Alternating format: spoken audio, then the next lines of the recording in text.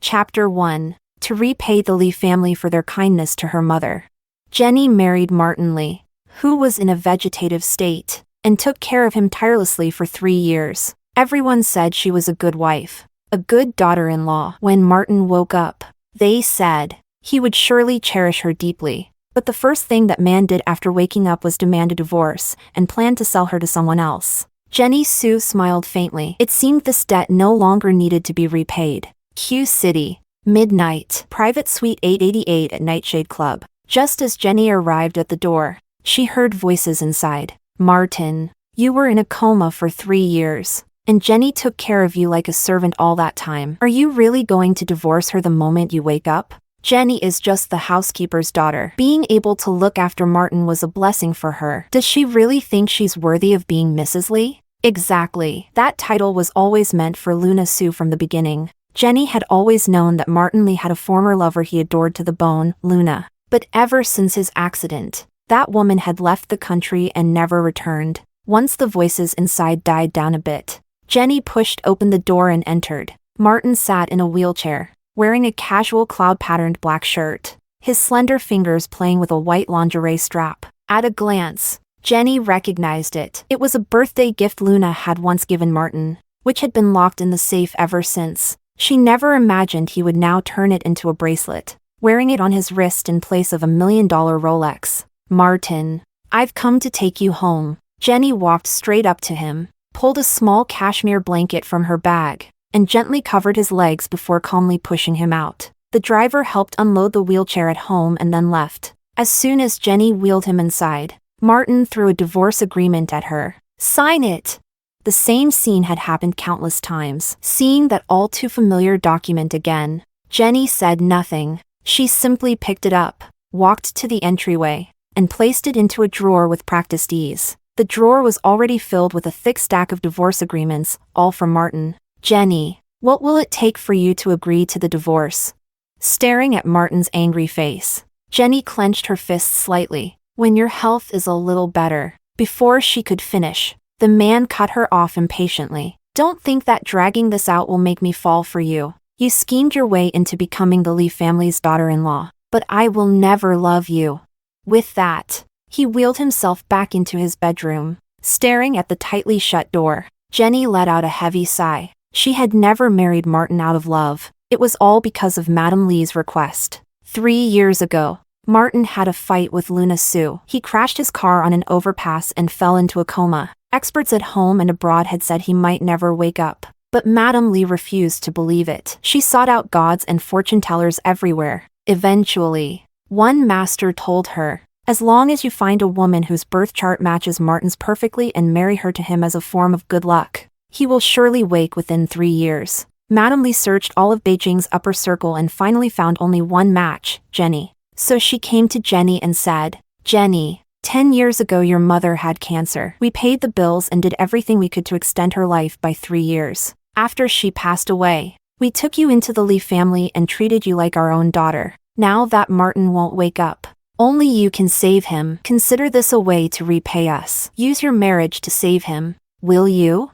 When Madame Lee said those words, Jenny Sue had no reason to refuse. After the wedding, Jenny cared for Martin's every need, cleaning, feeding, changing, and turning him without ever slacking. She thought that once Martin woke up, her suffering would be rewarded. But unexpectedly, the man had only been awake 3 months and had already given her 3 months of cold stares and 92 divorce requests. Today was the 93rd. Just as she was lost in thought, she heard footsteps behind her. Jenny turned and saw Madame Lee approaching, guilt written all over her face. Jenny, you've suffered so much these years. I didn't expect Martin to misunderstand you this badly. Jenny twisted her hands and, after a long silence, spoke softly. Madam, my marriage to Martin was only to repay your kindness. Now that he's awake, it's time for me to leave. She and Madame Lee had signed a 3-year marriage contract. Once Martin regained consciousness and recovered,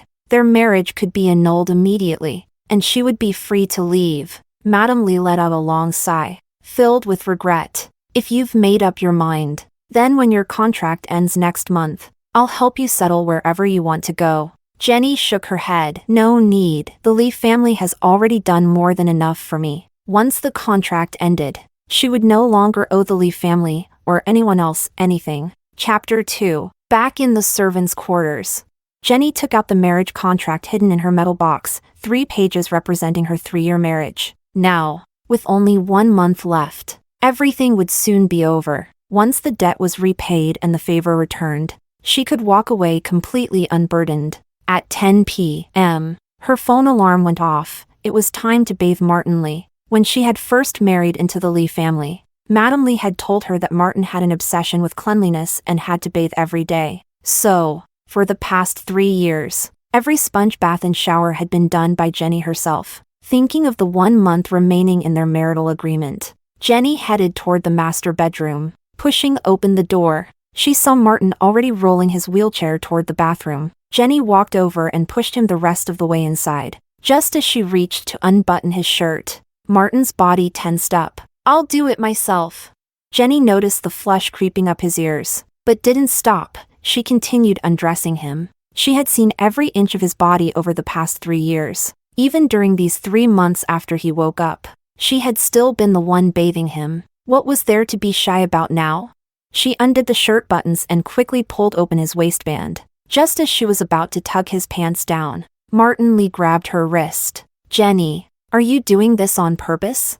Jenny Sue shook off his hand and continued undressing him. "Don't flatter yourself. After seeing it for 3 years, I'm more than tired of it." She tossed his clothes into the laundry bin, then turned on the shower and adjusted the temperature. "This is the last time." With that, she walked out of the bathroom without another glance at the man's dark and gloomy face. That night, Jenny didn't return to the master bedroom. How he bathed, wiped himself, or changed into his pajamas was none of her concern. The next morning, Jenny woke early as usual and prepared a nutritious breakfast in the kitchen. She went upstairs to call Martin but found the master bedroom empty. Back downstairs, she asked one of the housemaids, "Where did Mr. Lee go?" The maid paused her vacuuming. "Young master got a call in the middle of the night. He had the driver take him to the airport and hasn't come back since." Jenny didn't dwell on it. She sat down at the dining table. Just then, her phone buzzed. It was an Instagram notification. "Victoria's Secret angel Luna Sue retires and returns to Sea City. Mysterious boyfriend makes bold airport appearance." The attached photo showed the stunning Luna stepping into a black Maybach. A side profile of a masked man was barely visible. Jenny recognized him instantly. It was Martin. He really couldn't wait to be the first to pick up his ex-girlfriend at the airport. Jenny put away her phone and calmly ate her breakfast. Then, she took a cab to the International Public Aid Center to speak with the director. "Professor Chan, 3 years ago you told me there would always be a spot for me on the medical aid mission to our city, that I could go as a team leader. Does that offer still stand?"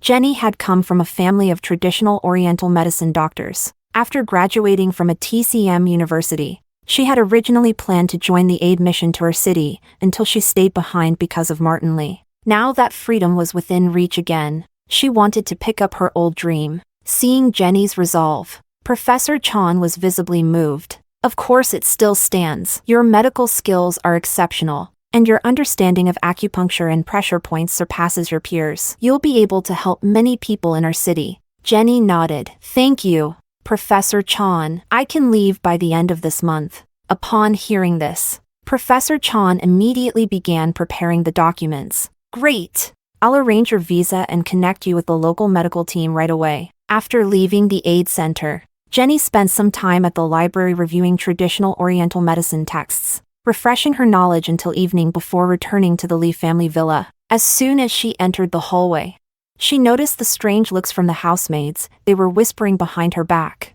"The young madam is back. What do we do?" "What do you mean do? She should see this. And who even calls her the young madam? The master's been trying to divorce her for years. At best, she's just the help."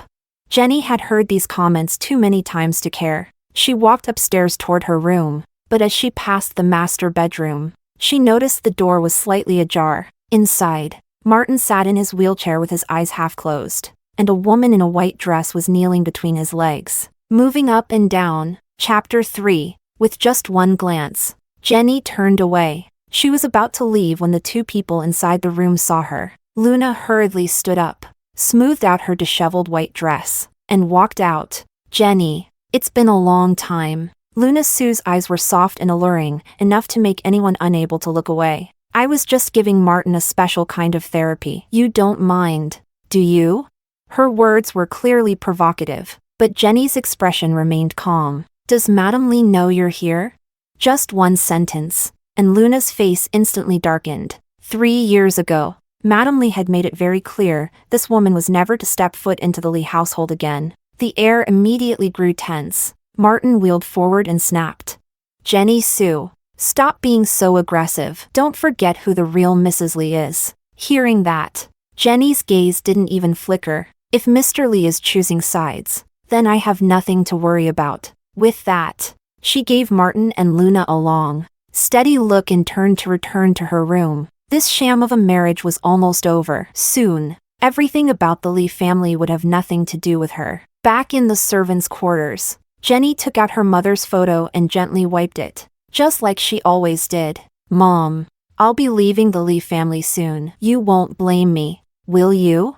She remembered how, in her mother's final moments, she'd held Jenny's hand and repeated the same sentence over and over. Jen, the Lee family saved us. You must repay their kindness, so I can rest in peace. Those words still echoed in her ears, reminding her every day and night. As she wiped the smiling face in the photo, her voice caught in her throat. These 3 years, I've been tied to the Lee family, working like a mule, swallowing every hardship. Now that Martin's awake, I've repaid everything I owed. Just then, a cool night breeze blew in through the window left slightly ajar. The delicate curtain brushed against her cheek, like her mother's hand gently caressing her face. Jenny's eyes instantly grew wet. Mom, is that your way of saying you agree?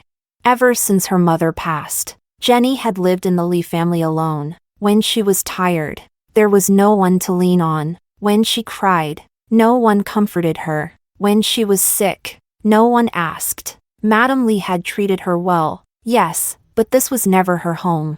After collecting herself, Jenny took her pajamas and headed to the bathroom to wash up. On the stairs, she ran into Madame Lee. Jenny, Madame Lee said, looking at her with deep guilt. I'm so sorry about today. I never expected Martin to bring Luna home so abruptly. Jenny's tone remained even. It's fine, that's Mr. Lee's choice. Madame Lee sighed, looking every bit the worried mother. Back then, I tore them apart and forced Luna to go abroad, which eventually led to Martin's accident and coma. Now 3 years have passed, and he still can't let go of her. You don't wish to stay, and he wants a fresh start with Luna. Maybe that's not such a bad thing. Jenny's heart sank. So Luna's return had been orchestrated by Madame Lee all along. No wonder Martin had brought her home without hesitation. She pressed her lips together. No problem. Miss Sue can take over the job of taking care of Mr. Lee. Madame Lee patted the back of Jenny's hand, her tone conflicted. If you're willing to remain Mrs. Lee, I can send her abroad again at any time. Jenny didn't answer. Her silence was her response. Mrs. Lee? Whoever wants that title can have it. She was done. After washing up, Jenny was on her way back to her room, but stopped in her tracks. Luna was inside, standing in front of her small shrine. She had picked up the urn holding Jenny's mother's ashes. Jenny's heart clenched. Put my mother down.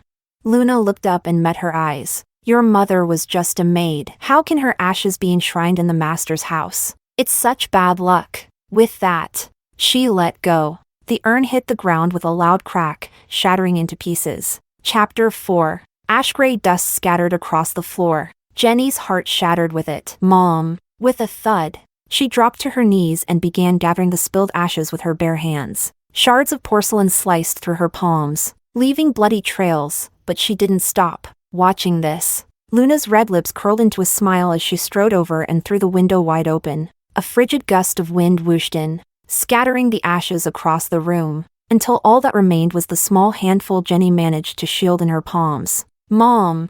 Jenny's face was filled with despair, cradling the last remnants of her mother's remains. She raised her bloodshot eyes toward Luna Sue. Luna, disturbing the dead's peace, aren't you afraid of burning in the deepest level of hell?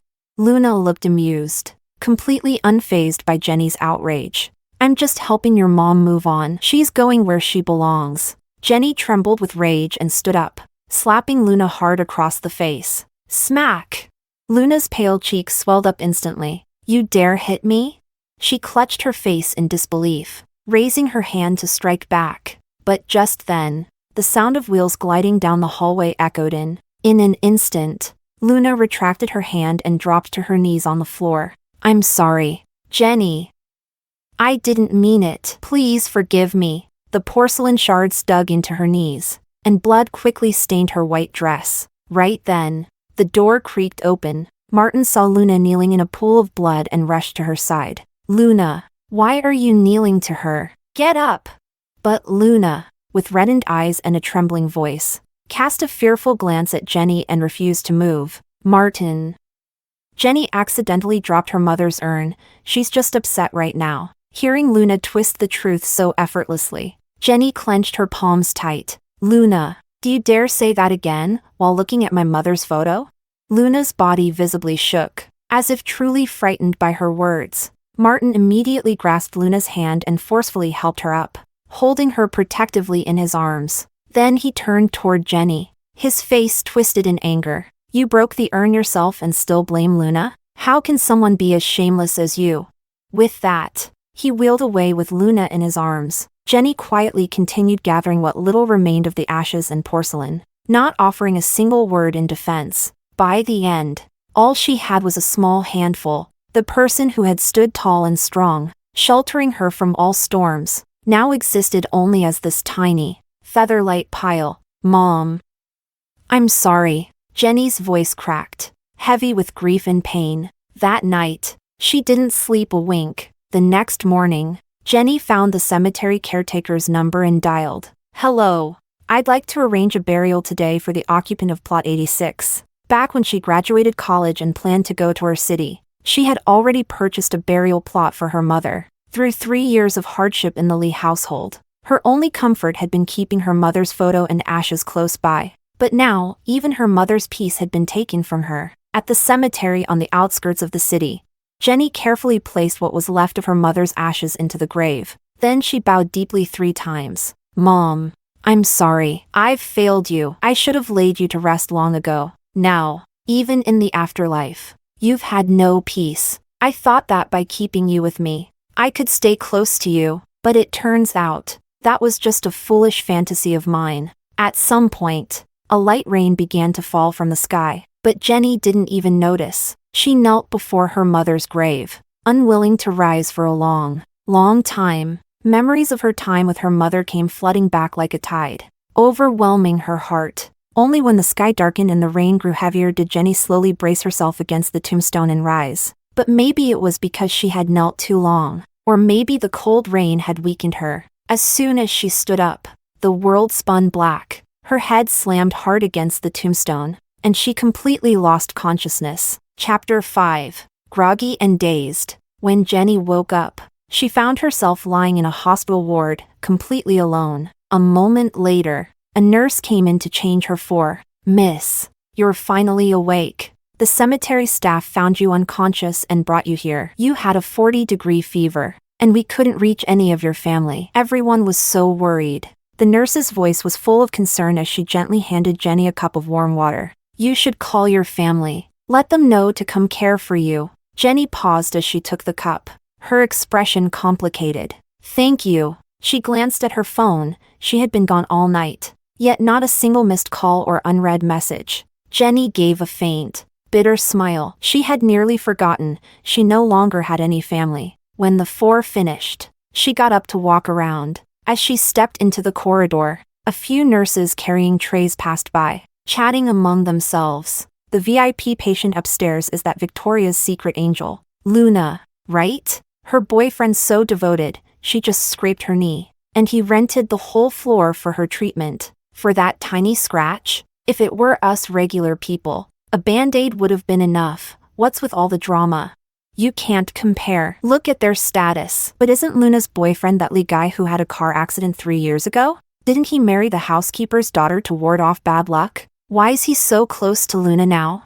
Their voices faded into the distance. Jenny curled her fingers into a fist. silently staring out the window, as if none of their words had anything to do with her. She stayed in the hospital for 3 days, only returning to the Lee household once she had fully recovered. As soon as she walked in, Martin Lee, lounging on the sofa reading the paper, glanced at her. "Where have you been the past few days?" Jenny paused. "I went back to my hometown." Martin didn't question it. He casually flipped the page. "Tomorrow is the Lee Group's anniversary celebration. You'll attend with me." Jenny's jaw clenched slightly. "You should take Luna Sue instead." Martin frowned. "You're still holding on to the title of Mrs. Lee. So you're going." The Lee Group had cancelled its anniversary banquet for 3 years due to Martin's coma. This year's event was a major one. Every player in Q City's business world would be present. Thinking of Madame Lee's kindness over the years, Jenny finally agreed. Fine. The next morning, when Jenny woke up, Martin had already left for the hotel. She didn't care and only changed into her gown and headed out once the entry time arrived. Just as she arrived at the hotel entrance, Martin's assistant called. "Madam, something's wrong. Mr. Lee is in trouble on the rooftop. Please come quickly." Jenny instinctively looked up. The Jinmao Tower, 88 stories high, disappeared into the clouds. Without hesitation, she rushed into the elevator and shot up to the top floor. Pushing open the rooftop access door, she saw Martin in his wheelchair surrounded by a group of men. Jenny hurried forward. "Martin." Before she could finish, Martin grabbed her arm and shoved her violently toward the rooftop's edge. "This is the real Mrs. Lee. You've got the wrong person." Jenny had no time to react before a cold blade was pressed against her throat. Her entire body jolted in terror. A middle-aged man's voice rang out beside her ear. "So this is Mrs. Lee? Then this beautiful lady's all yours." As the words fell, Luna stumbled into Martin's arms, trembling. "Martin, I was so scared just now." Martin held her tightly, his voice as gentle as ever. "Don't be afraid. It's all over now." Watching them embrace under the protection of security guards, Jenny finally understood. It wasn't Martin who was in danger. It was Luna. As Martin held Luna and left surrounded by bodyguards, Jenny felt her heart sink into icy darkness. Just then, a squad of uniformed police officers rushed onto the rooftop and surrounded the scene. The man gripping the knife tensed. With a furious pull, he dragged Jenny with him and leapt off the rooftop. Chapter 6. Bang! The wind howled past her ears, pain exploded in every bone of her body. Jenny felt herself completely shatter before slipping into unconsciousness. When she opened her eyes again, 3 days had passed. She was wrapped in heavy casts, and Martin was seated beside her hospital bed. "You're awake." He looked at her, his face showing signs of exhaustion. There was a rescue air cushion set up below. "The doctor said your injuries aren't too serious. Rest well. I've already arranged for the best medical team to take care of you." Hearing his words, Jenny turned her head slightly, her voice hoarse as she glanced at her cast-covered leg. "That day, you brought me up to the rooftop, just to save Luna?" Martin's eyes flickered slightly, but his tone remained composed. "That man was after ransom. He wanted to kidnap Mrs. Lee. I couldn't let an innocent person get hurt, so I had to push you forward." Such noble-sounding words. Jenny felt a coldness rising in her chest. So this was the extent of Martin's efforts, all for Luna. Just as she was about to respond, Martin's phone rang. He picked up the call, and whatever was said on the other end instantly softened his expression. "Don't worry. I'll be right there." After hanging up, he looked back at Jenny. "I'm going to stay with Luna. She was frightened and is still in the hospital. I'll have someone pick you up when you're discharged." And with that, he wheeled himself out of the room. Ding! Jenny's phone chimed. It was a text message from Luna. "Jenny, how does it feel to be abandoned by Martin again and again? If you know what's good for you, you'll give up the title of Mrs. Lee soon." Attached were several intimate photos of Luna and Martin. Luna was beaming like a flower in full bloom, and Martin's gaze was gentle, soft, like a loving husband. Jenny calmly set her phone aside without responding. It wouldn't be long now. Soon, she'd no longer be Mrs. Lee, and whoever wanted that title could have it. During her days in the hospital, Martin never visited again. Instead, he accompanied Luna everywhere, while Jenny was alone, getting IVs. They were watching movies in a couple's theater, while Jenny was painfully learning to walk again with a cast. They were at the beach, feeding seagulls and watching the sunset. For 2 full weeks. Luna sent her photos daily, intimate, provocative, deliberate. Jenny's heart felt like still water, silent, stagnant. She eventually blocked Luna's contact. She didn't want to be disturbed. But every time she blocked a number, Luna used a new one. Then came a video, Luna, in a skimpy camisole and mini skirt,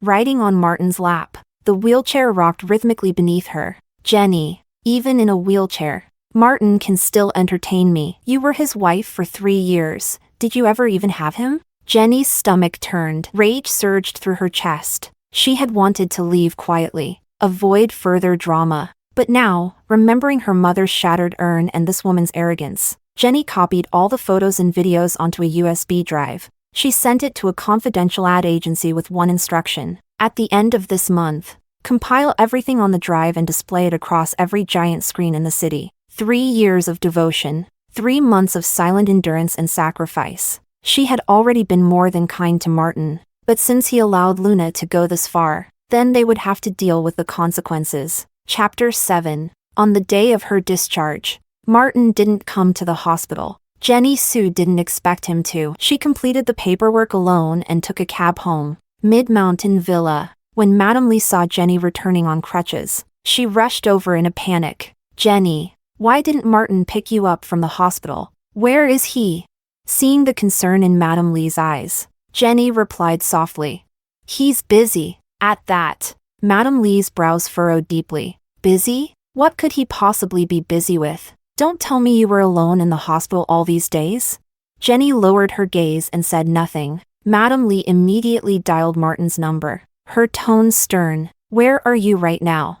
From the speaker, Jenny could hear Martin's impatient voice. I'm with Luna, praying for peace and blessings. What do you want? Madame Lee's tone sharpened. Martin, Jenny was discharged and you didn't go pick her up, and you're still out with Luna Sue? You get home right. Before she could finish, Martin abruptly hung up. The flat tone of the disconnected call infuriated Madame Lee, who was about to redial when Jenny raised her hand to stop her. Madam, in a few more days, my marriage with Mr. Lee will be over. It's reasonable for him to be with Luna now. Madame Lee sighed and grasped Jenny's hand tightly. It's the Lee family who's wronged you from beginning to end. Jenny gave a small smile and said nothing more. Back in her room, she opened her phone's calendar, counting down the days until her departure for our city. 7 days left. Then she would be free, completely. The next morning, Martin returned home. He stopped at the door of the servants' room, eyeing her with scrutiny. Jenny, I didn't pick you up from the hospital. Was that worth tattling to my mom about? Jenny furrowed her brow slightly. You're overthinking it. A marriage running on countdown didn't deserve her time or energy. Martin looked at her, his expression growing slightly more complicated. After a long silence, he finally spoke. It's true, I'm responsible for your fall and injury. If you want to remain Mrs. Lee, then stay in the position. Think of it as compensation. With that, he turned and left. Jenny was stunned, confused. Compensation, to keep being Mrs. Lee? How ridiculous. After resting at home for a few days, Jenny went to the Q City International Public Aid Center to complete her transfer paperwork with Professor Chan. Seeing her still limping, Professor Chan expressed concern. Jenny, are you sure you don't want to postpone your departure to our city until you're fully recovered? Jenny shook her head. As a traditional Oriental doctor, healing depends on experience and hands, not legs. This injury won't affect my work, nor will it affect the patients. Seeing her determination, Professor Chan solemnly handed over the prepared documents. Your flight is at 8 a.m. the day after tomorrow. Be sure to arrive on time. The local medical institutions and our field team will meet you at the airport. Dr. Sue, welcome officially to the Our City Medical Aid Team. Pass on traditional Oriental medicine, deliver hope to the world. Jenny's heart surged with emotion. Her eyes glowed with conviction and anticipation. I will not fail this mission. The fire of traditional medicine will never go out. After organizing all the procedures and documents, Jenny returned home. She was about to head upstairs when she heard voices coming from Madame Lee's room. Curious, she approached, and just in time to see a shocking scene. Martin rose from his wheelchair and walked smoothly to the window, his steps steady and natural. Jenny's breath caught. When did his legs recover? Chapter 8. Madam Lee looked at Martin's steady steps and spoke with a heavy sigh. Martin, your legs recovered 2 months ago. Why have you been hiding it from Jenny? Martin swirled the tea in his cup, letting out a faint chuckle. Mom, didn't you say Jenny is the type of woman who can endure hardship? She took care of me for 3 years when I was bedridden. Now that I've been in a wheelchair for just over 3 months, let's see how long she lasts this time. If she can still endure it, I might let her keep the title of Mrs. Lee. Hearing this conversation from outside, Jenny felt as if someone had ripped her heart out and stomped on it. Martin had recovered long ago, and Madam Lee was in on it. Why? Why would they do this to her? She didn't understand. 3 years of devotion, caring for Martin like a servant. 3 more months of cold humiliation, enduring everything in silence. Was that not enough to prove her sincerity to the Lee family? What a joke. Jenny bit her lip, forcing herself to stay composed. She took out her phone and quietly recorded a video of Martin walking, then turned to leave. Just then, Luna emerged from the side room and nestled beside Madam Lee. Mom, Martin just wants Jenny to back off on her own. Let's support him silently. This way, you won't have to keep pretending to be so nice in front of that woman. Madam Lee sighed and patted Luna's hand. Martin waking up safely, Jenny does deserve some credit. Don't burn the bridge too quickly, or it'll embarrass the Lee family. As Jenny listened to the conversations and watched the cozy trio inside, the last trace of warmth in her heart froze over completely. So the old woman she thought had been kind to her was merely a silent accomplice, a witness and enabler of her suffering. Repay kindness?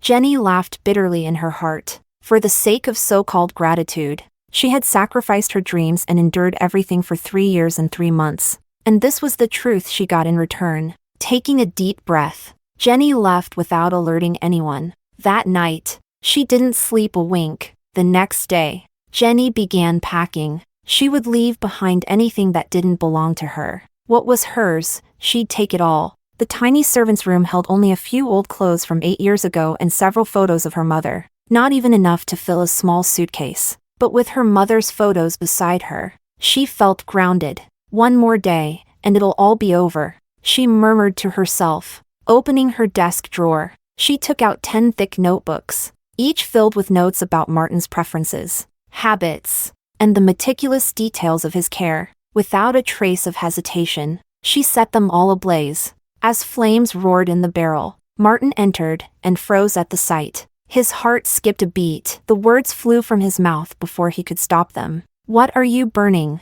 Through the firelight, Jenny saw the flicker of panic on his usually cold face. Her voice was low. Just useless things. Martin's brow furrowed. He couldn't explain it, but something about her had changed. He glanced at the half-burned cover in the fire. It was one of Jenny's old daily logs, the kind she used to write beside his bed. For some reason, irritation flared in his chest. He scoffed.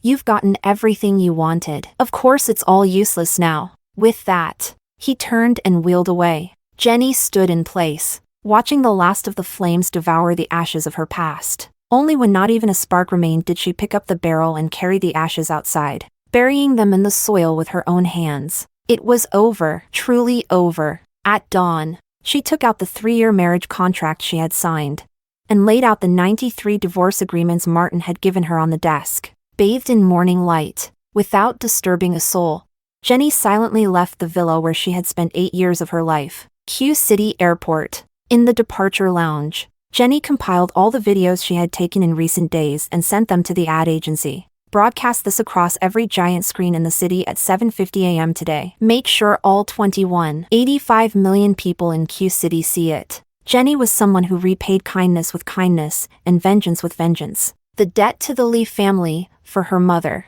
for herself, had been paid. Now, it was time for retribution. After getting confirmation, Jenny blocked Martin Lee and everyone associated with him. She broke her SIM card in half. Just as the clock struck 7:50, every screen across Q City lit up, showing Martin and Luna's lewd wheelchair waltz. Jenny turned her gaze away as the airport loudspeaker called for boarding. She stepped onto her flight to her city. At last, she could begin living her own life. Goodbye, Lee family. Never again. Martin. Chapter 9. At the same time, back at the Lee family villa, Martin had been lying in bed for quite a while. It was already past 8 a.m., and Jenny still hadn't come to wake him. A sense of irritation began to grow in his chest. He rubbed his aching forehead and got up, pulling a white shirt from the closet and heading to the bathroom. Without Jenny around, nothing seemed to go right. Water splashed everywhere from the faucet, and even his razor seemed to rebel, leaving 2 small cuts on his face.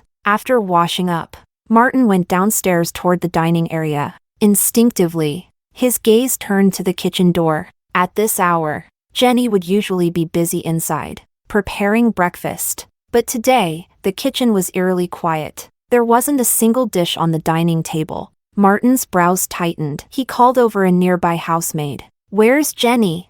The maid shook her head. "I haven't seen Madam this morning." Martin froze for a moment, frown deepening. Where could she have gone at this hour? He walked toward the servant's room and casually knocked on the doorframe. When there was no response, a strange frustration rose in his chest. He shoved the door open. "Jenny, are you?" But his voice cut off the moment he saw inside. The room was completely empty. It was as if no one had lived there the night before. Suppressing the unease bubbling in his chest, Martin went to Madam Lee's room. "Mom, where did Jenny go?" Madam Lee shook her head. "I haven't seen her since yesterday." Just then, Martin's phone rang. It was his secretary. "Leo, Mr. Lee, something's happened. You need to check Instagram right away. You and Miss Sue are trending all over the city's public displays. Everyone's talking. Even our company's stock is taking a hit." Martin quickly opened Instagram, and his expression darkened as he scanned the trending topics. Hashtag Lee Group CEO suspected of cheating during marriage. Rekindles old flame with ex hashtag. Hashtag Martin faked being disabled to deceive his wife. Hashtag mistress versus wife. Who won in the end? Hashtag. Martin barely skimmed the headlines before barking into the phone. "Who leaked this?" Leo, already having people investigate, replied directly. "It was your wife. She exposed everything herself. Lee Group's stock is plummeting. We need crisis PR now." "Sir." Martin's grip on the phone turned bone white. "Handle the PR first. Stabilize the market." He hung up and immediately tried calling Jenny Sue, but the line rang until it cut to voicemail. No one picked up. Frustrated, he threw his phone aside. His temples pounded with dull pain. He didn't understand. Why would Jenny do this? Now, all he wanted was to find her and make her clear the air to save the company. Just then, Madam Lee's voice drifted over slowly. "I told you to treat Jenny well. I told you not to burn that bridge too soon. You didn't listen. You insisted on faking your injury. Now look what it's come to. What are you going to do about it?" Martin, already on edge, raised his voice. "Mom, if I hadn't faked it, she never would have revealed her true colors so quickly. You called her kind and enduring, but the moment she exposed everything and ran off, I see her for what she is. She's guilty and hiding." Madam Lee's face flushed with fury. "And whose fault is that? You brought Luna Sue back into the house. You flirted with her right in front of Jenny. And in the 3 months since you woke up, when did you ever treat Jenny with kindness?" Thinking about the footage playing all over the city, Madam Lee's heart burned with anger and regret. Martin didn't want to argue further. He threw on a coat and made for the door. "Mom, I don't want to fight. Marrying Jenny was never my intention. I'm heading out. You stay home and rest." But just as he stepped out the door, Madam Lee's breathing grew rapid and shallow.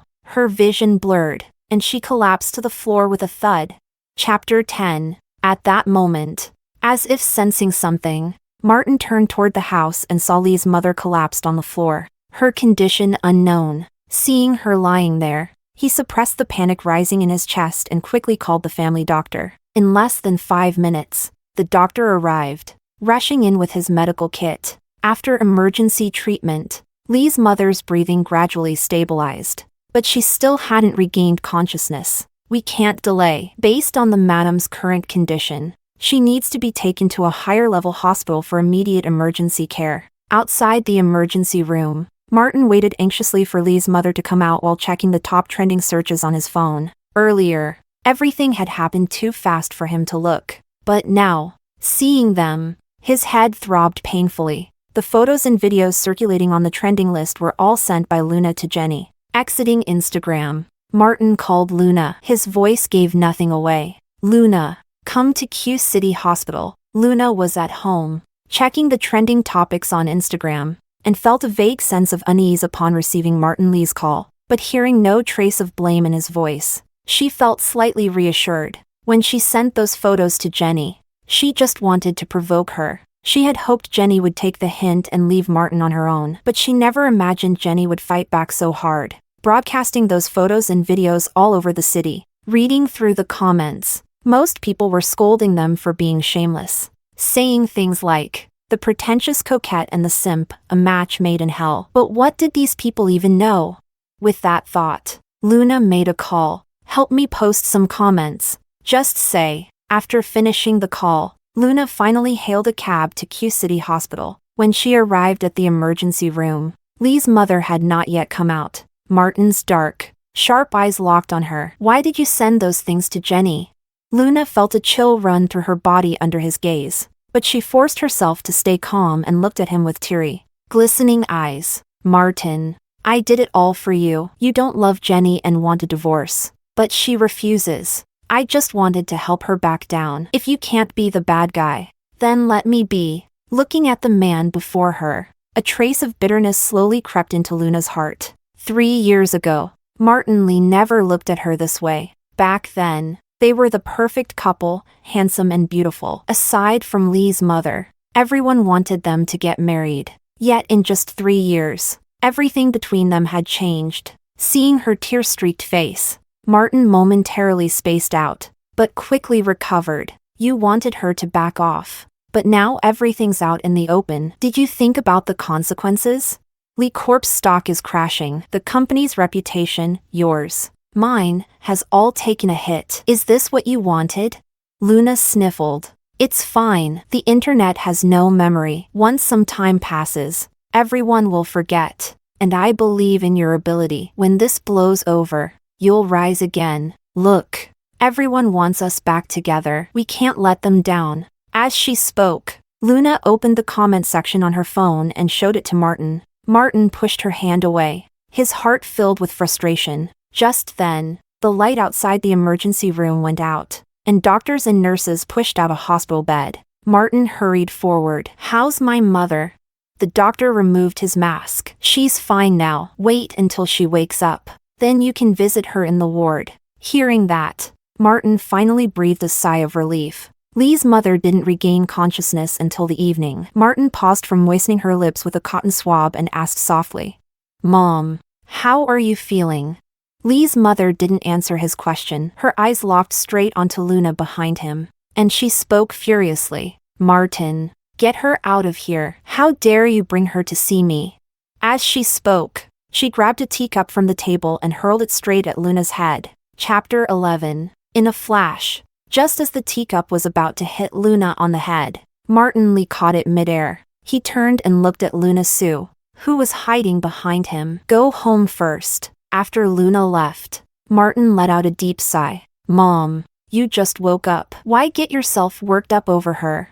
Lee's mother cast a lifeless glance at Martin. "You think I'm worked up? Why on earth would you bring that pretentious coquette here? You might as well be trying to kill me with anger." Martin sat down by her bed. "I won't let her come again. Please calm down." Hearing this, the fury in Lee's mother finally eased a little. "I told you from the beginning to live a good life with Jenny, but you wouldn't listen. You insisted on getting involved with Luna, and now the company's stock has fallen again and again because of it. The company was built from scratch by your father, every bit of it earned through hard work. Look at it now, all ruined because of your selfishness." When she mentioned his father and the company, Martin turned his face away slightly, his eyes turning red. "I'll hold a press conference and clean this up." "But Mom," he looked back at her, voice full of resentment toward Jenny. "I'm glad I pretended to be disabled in front of her. It let me see her true colors. I just didn't expect Luna to send those photos to her, and for her to broadcast everything online. That was deliberate revenge." Upon hearing that,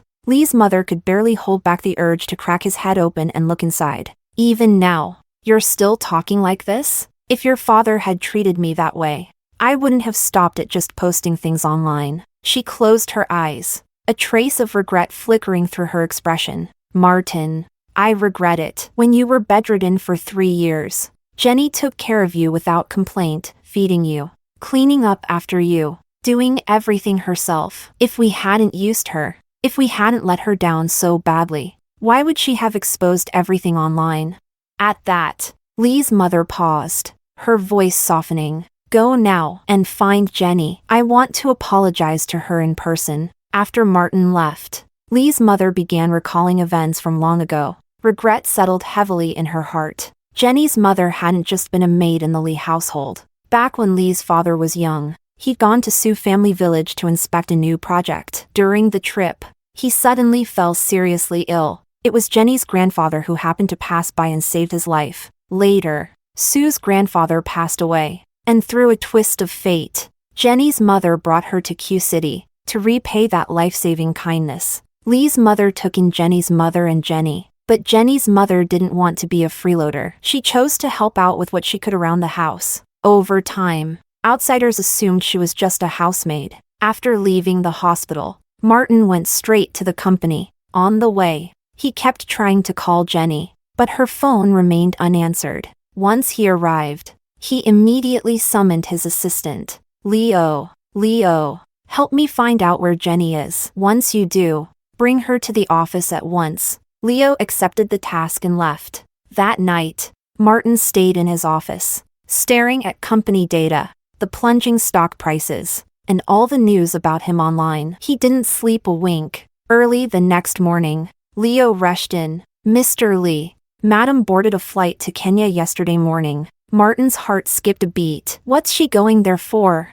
Leo answered truthfully. She went to her city as the team leader of a medical aid delegation. Kenya is the first stop. Chapter 12. What qualifications does Jenny have to lead in our sit-in medical aid team? This is absurd, Martin scoffed, showing no faith in Jenny Sue's abilities, his words sharp and dismissive. Leo, hearing this, couldn't help but speak up in Jenny's defense. Mr. Lee, Miss Sue comes from a family of doctors, and she was a top student at the medical university. She only stayed behind back then because of you. Martin frowned at Leo's explanation. For the first time, he truly gave thought to Jenny. Only now did he realize how little he had ever really known about her. Around noon, Martin personally brought lunch to the hospital. Seeing him come alone, Lee's mother immediately put on a cold expression. Didn't I tell you not to come back unless you found Jenny?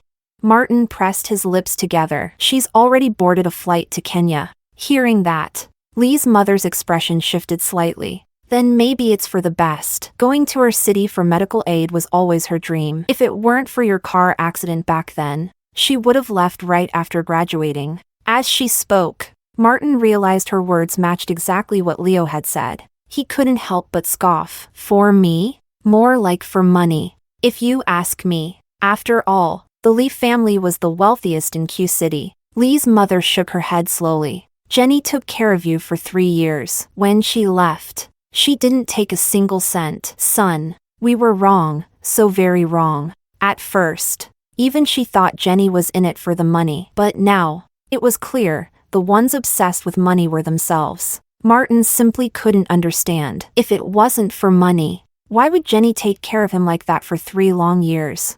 Then why did she do it? Lee's mother closed her eyes slightly. Back before your accident, Jenny was preparing to study abroad. If I hadn't begged her to marry you, you'd never have been able to. But you ruined everything and even insisted on being with Luna. Now, compared to Jenny, it's clear Luna is the one chasing money. Unfortunately, you only had eyes for her. At the mention of Luna, Martin grew defensive. Mom, can you stop being so biased against Luna? And it's not like Jenny was so perfect either. Otherwise, why would she just leave without a word, without even filing for divorce, and leave us in such a mess? As soon as he finished speaking, he saw Lee's mother's eyes grow red. Who said you weren't divorced? Yours was a contract marriage. Once the contract expired, the marriage dissolved automatically. Martin was stunned. Mom, what did you say? Had he really misjudged Jenny all along?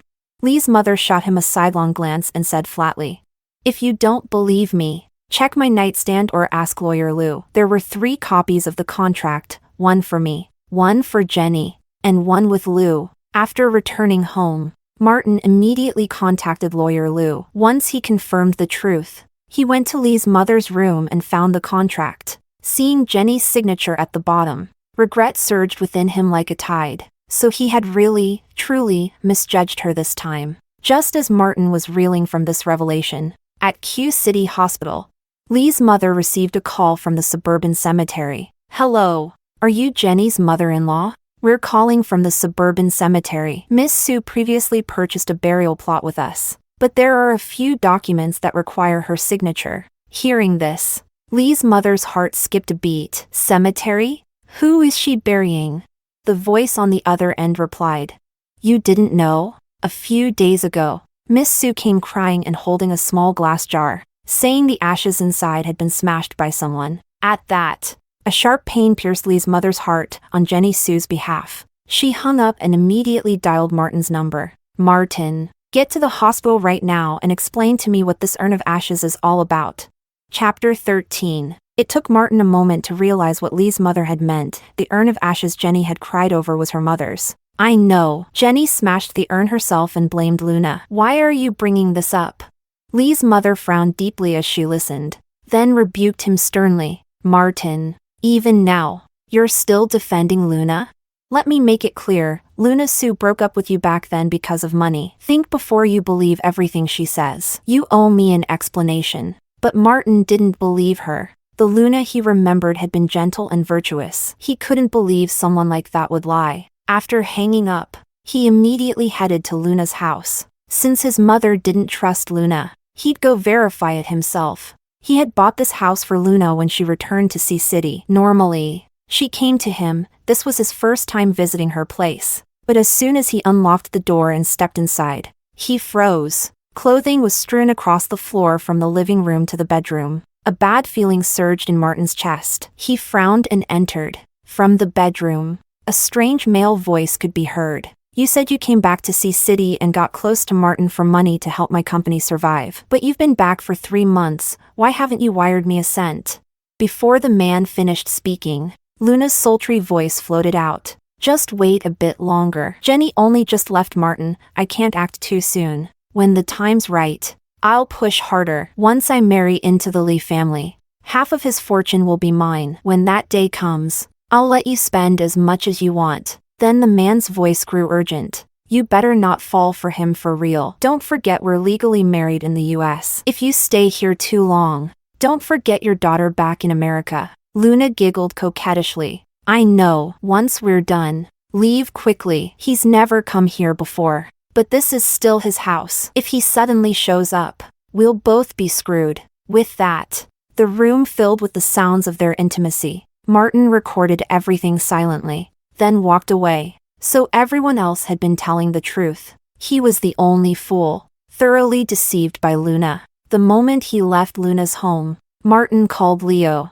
"Leo, investigate Luna's husband in the U.S. quietly, and make sure nothing about me and Luna ever appears online again." Back at the Lee family villa, Martin unknowingly walked into the small room Jenny had lived in, once the maid's quarters. For the first time, he really looked at the room. On the desk, he found a stack of documents. As he approached, he saw 93 divorce petitions and 1 marriage contract. Staring at them, Martin suddenly felt a hollow emptiness deep in his chest. All those years bedridden, he hadn't been completely unaware. Though unable to move, he could sometimes sense what was happening around him. He had known what Jenny had done for him, but a man's pride cannot be trampled. He couldn't accept the idea of being married to someone who had witnessed all his weakness. Just then, he accidentally bumped into a cabinet. Thud! A book fell and landed on his foot. Bending down, he picked it up and realized it was Jenny's diary.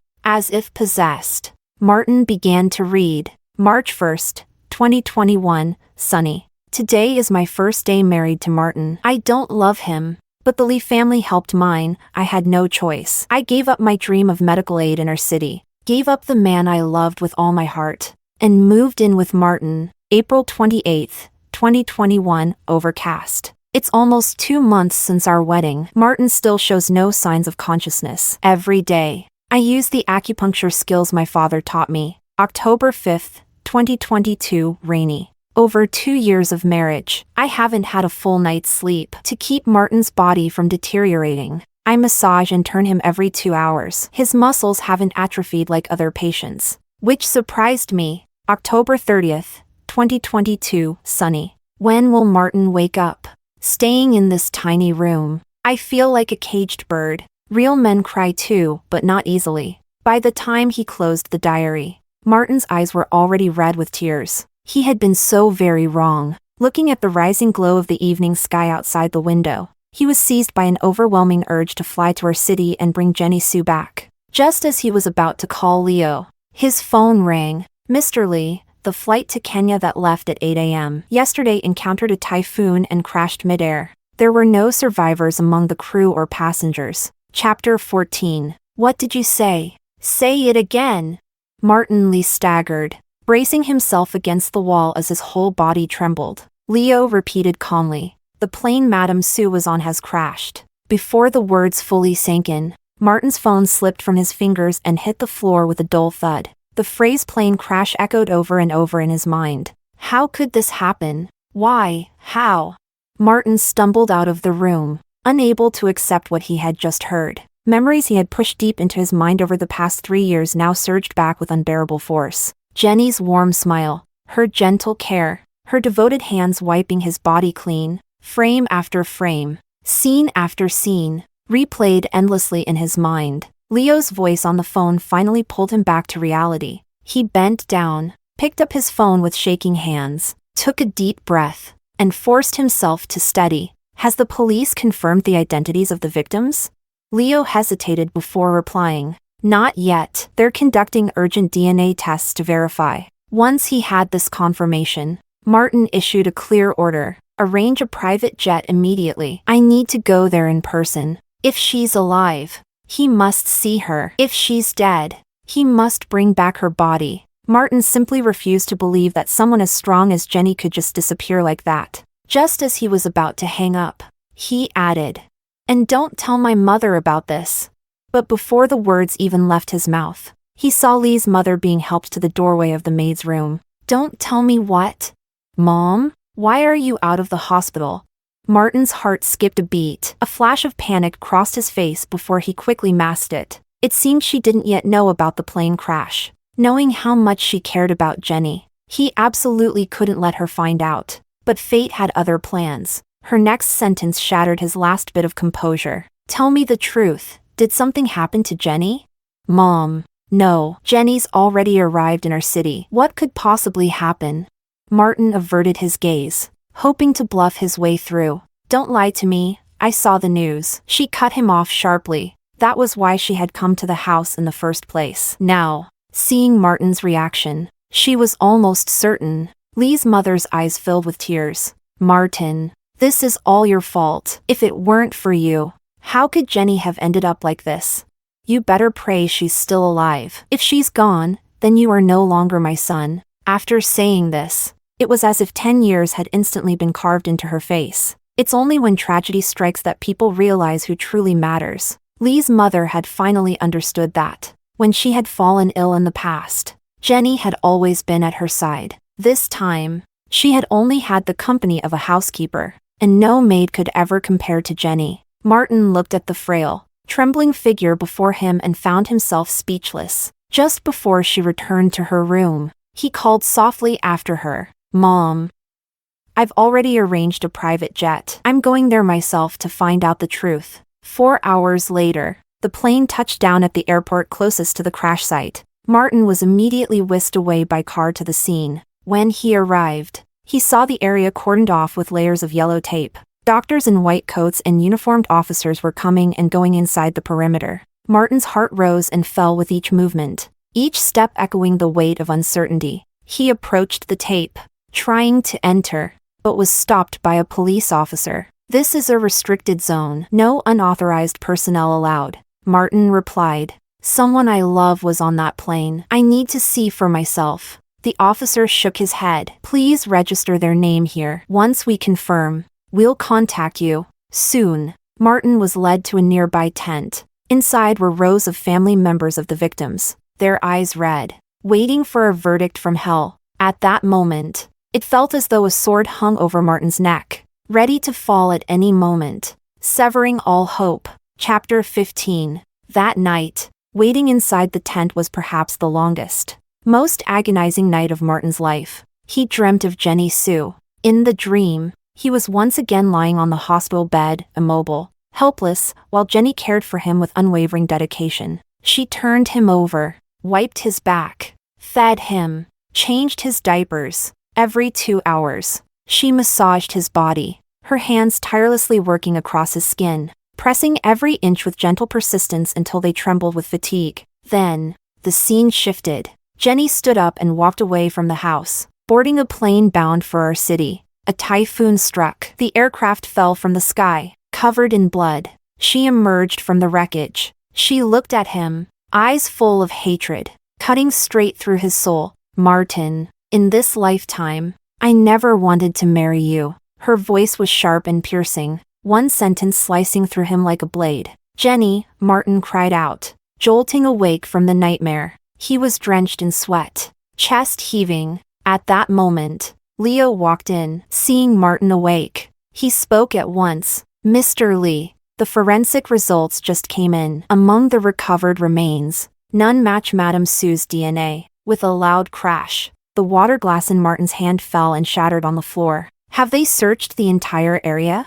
Leo nodded. "They began the search the moment the crash site was secured. No other remains have been found." Martin let out a long breath. "Keep searching. Don't stop." "Yes, sir." Leo hesitated before adding, "Mr. Lee, sometimes, no news is the best news." Yes, no news meant there was still hope. If she wasn't found, maybe, just maybe, she was still alive. Martin stayed at the crash site for several more days. He didn't leave until the last of the police and rescue teams had packed up and gone. When he returned to the Lee family villa, Lee's mother met him with immediate fury. "Martin, how dare you come back?"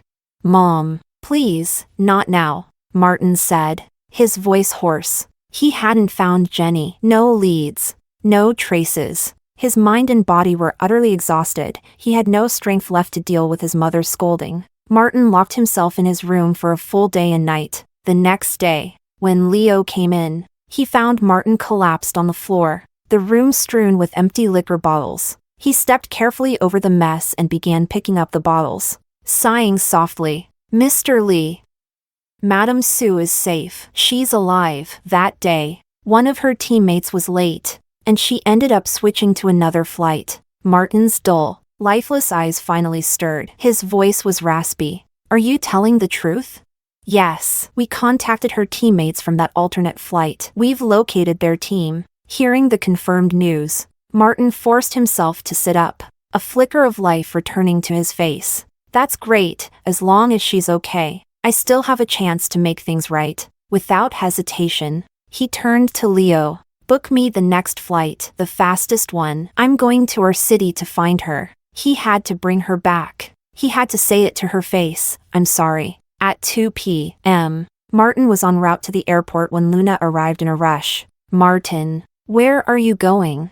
Martin was about to shake her off, but then he remembered the betrayal, the lies. If he broke things off now, it would be too easy on her. So instead, he acted as though nothing had changed, pretending not to know what she had done. "Going out on a business trip," he said coolly. Luna wrapped her arms around his. "Can I come? I haven't seen you in so long." Chapter 16. Martin's gaze dimmed slightly. "Just stay here and be good. I have a more important task for you." Luna's eyes lit up with curiosity. "What task?"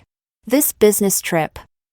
I'm not sure how long I'll be gone. I need you to watch over the company and keep the others in check." Looking at the woman before him, Martin wore a gentle, reassuring smile. He was about to play his biggest card yet. It all depended on whether Luna and the man behind her had the nerve to take the bait. Luna's eyes sparkled, but then she hesitated. "But I don't know anything about business," Martin replied casually. "That's fine. If you're going to be my wife one day, you'll have to learn how to manage the company. I believe in you." After sending Luna off, Martin and Leo finally got into the car headed for the airport. Luna, having left the Lee villa, quickly contacted her American husband to meet at a coffee shop. Very soon, I'll be the one in charge of the Lee family. Hearing this, the man gave her a kiss. He really said that to you?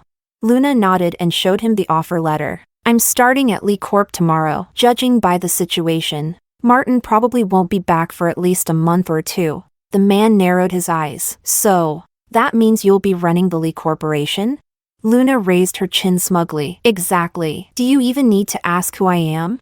He laughed at her arrogance. Well, if Martin's out of Q City for 2 months, can I move in with you? Luna scoffed. Keep dreaming.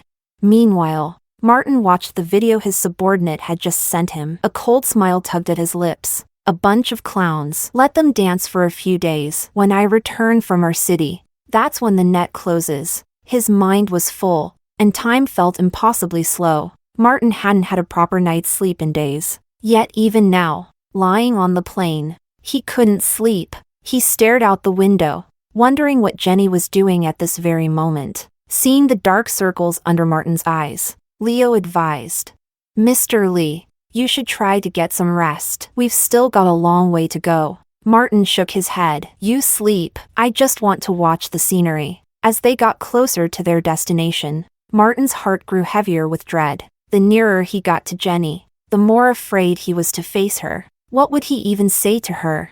Unknowingly, the plane landed. Under Leo's guidance, they transferred to a car headed for their final stop in Kenya. The roads were bumpy and uneven. Even the few paved stretches were filled with half-naked children. They crowded together, rushing toward any passerby, begging for money. If you gave them something, more would come. If you didn't, they'd follow you endlessly. Either way, it was difficult to deal with. Watching this scene unfold, Martin's brows knit tightly together. How could Jenny endure living in a place like this, especially now? With her disability?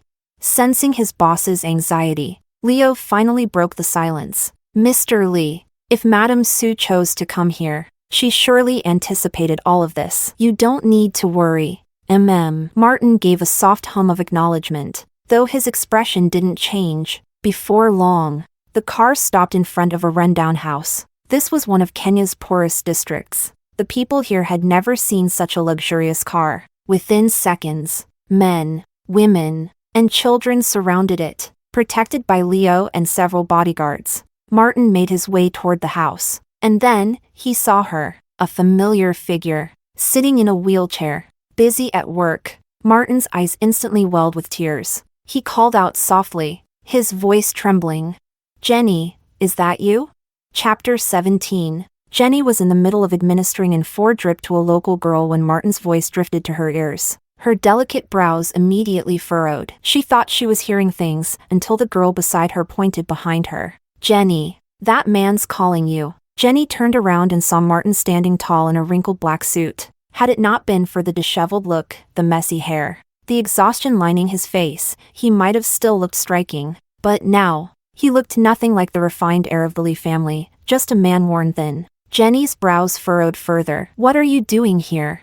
Hearing her voice again felt like an eternity had passed for Martin. He stepped forward slightly but didn't dare get too close. Jenny. I finally found you. Only after securing the tape on the girl's fore did Jenny look directly at him. This isn't a place for you. You should leave. Go back to wherever you came from. This harsh or sit-in environment wasn't somewhere someone like Martin, who had grown up pampered, could survive. But he simply shook his head. Jenny, I've been searching for you for so long. I was wrong. Please, come back with me. For a moment, Jenny was stunned. Martin Lee, apologizing? He was never the type to admit fault. We're already divorced. I'm not going back with you. She turned to go, but Martin grabbed her wrist. Jenny, I've figured everything out. It was me. I hurt you. When we go back, let's register our marriage for real. Let's live a proper life together. Jenny suddenly laughed. Live a proper life? Martin, did you forget? It was you who wanted the divorce. Now that it's over, you want to go back and play house? Do you think life works like that? At first, Jenny had married Martin out of gratitude to the Lee family. Later, after caring for him for so long, she often imagined a quiet life by his side. But the moment he woke up, the first thing he did was ask for a divorce. Jenny, I was wrong. I couldn't face you. I couldn't face myself. Jenny looked at him with a faint, bitter smile. Martin, an arrow released from the bow can't be taken back. You already made your choice. And now, this was fine. Martin was about to say something else when a woman in her 30s rushed out of the house. Jasmine, why are you in such a hurry? Jenny asked, turning to her. Jasmine's face was full of worry. Jenny, Sandra has diarrhea now too. Our city's poor sanitation and rampant insects had already taken out most of their medical team on the first day. Now, only Jenny and Jasmine remained standing. Hearing that, Jenny's expression changed. She glanced at Martin. Do you see now? I don't have time to deal with you, and if you stay here much longer, you might end up sick too. With that, she rolled her wheelchair toward the house to check on Sandra. Behind her, Martin called out, I don't need your attention. I can help. I brought a lot of medicine. I'm sure it can be of use. At the word medicine, Jenny halted. Out here, medicine was never enough. Leave the medicine, then go back to Sea City, she said flatly, but Martin acted like he didn't hear. I'm staying. I'll wait until you go back with me. He hadn't crossed oceans just to find her, only to turn around alone. Since he refused to leave, Jenny let him stay. After checking on the sick volunteers, she got to work mixing medications. Around 1 a.m., a knock came at the door. A local man stood outside, eyes frantic. I heard your doctors from Sea City. Please, save my wife. She's in labor, and something's wrong. Chapter 18. Just as Jasmine was about to follow the man out, Jenny Sue stopped her. Jasmine, let me go with you. I studied Oriental medicine. And with a breech birth like this, I might be able to help. She got dressed, settled into her wheelchair, and followed them out. Thank you. Thank you, the man said repeatedly, visibly relieved. His second wife had been in labor for 6 hours, and he'd finally run out of options. That's why he came to them for help. At that moment, Martin, who had been resting in the nearby car, heard the commotion. He stepped out and asked, Where are you going? Jenny, who hadn't been cold toward him since he brought medicine, replied calmly this time. Someone's in labor. We're going to check it out. Martin stubbed out his cigarette on the car door and walked over. I'm coming with you. With only the 2 women going, he was worried. What if the man was lying? If it were a trap, Jenny and Jasmine would be helpless. Caution was a must, even if malice wasn't in his heart. So they all headed together to the man's house. It was tiny, and packed with more than a dozen people, 3 children, and 8 or 9 adults. Polygamy was common here. 2 of the man's wives sat nearby, heavily pregnant. The third was lying on a small bed, writhing in agony. An older woman squatted beside her, likely their mother-in-law, seemingly acting as the midwife. When she saw the women in white coats arrive, she stood and spoke in rapid Swahili. The man translated. My wife has been in pain for hours. My mother said if the baby doesn't come out soon, we'll have to use a stick to push it out. Jasmine, having given birth before, bristled at the comment. What? Isn't she your wife? Forcing the baby out with a stick could kill her. But the man shrugged indifferently. Women are made to have children. If she can't give birth, what good is she?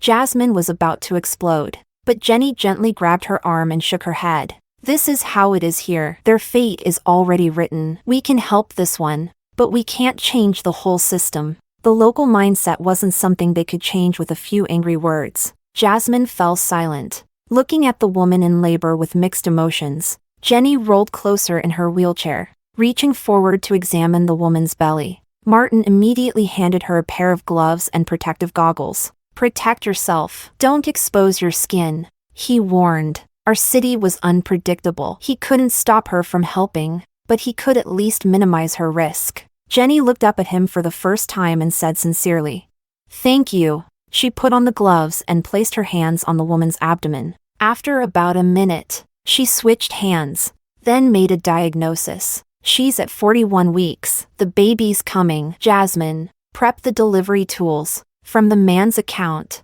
labor had already been underway for hours. The woman's face was soaked with sweat. She was clearly in excruciating pain. If necessary, they would have to perform a C-section. Got it, Jasmine answered, in front of a patient. Everyone is equal. She cleared the room of spectators and stood behind Jenny with the surgical tools, ready to assist. Jenny, can you perform this while sitting in a wheelchair? She asked. Jenny didn't even look up. I already listened to the belly earlier. It's a breech position. I'll try to rotate the baby and deliver naturally. In these poor conditions, avoiding a C-section was ideal. With that, she placed her hands firmly on the woman's abdomen and began rotating the fetus inside. Chapter 19. Jenny worked on the pregnant woman's abdomen for about 3 minutes, carefully rotating the fetus. Then she began pressing gently to guide the baby's position. After another half-minute, she withdrew her hands and let out a long breath. Jasmine, get ready to deliver. We won't need a C-section. Jasmine blinked in disbelief. That's it? It's fixed? Jenny nodded. The baby's aligned now. It was lying sideways, hence the dystocia. Jasmine lowered her voice. What's the position now?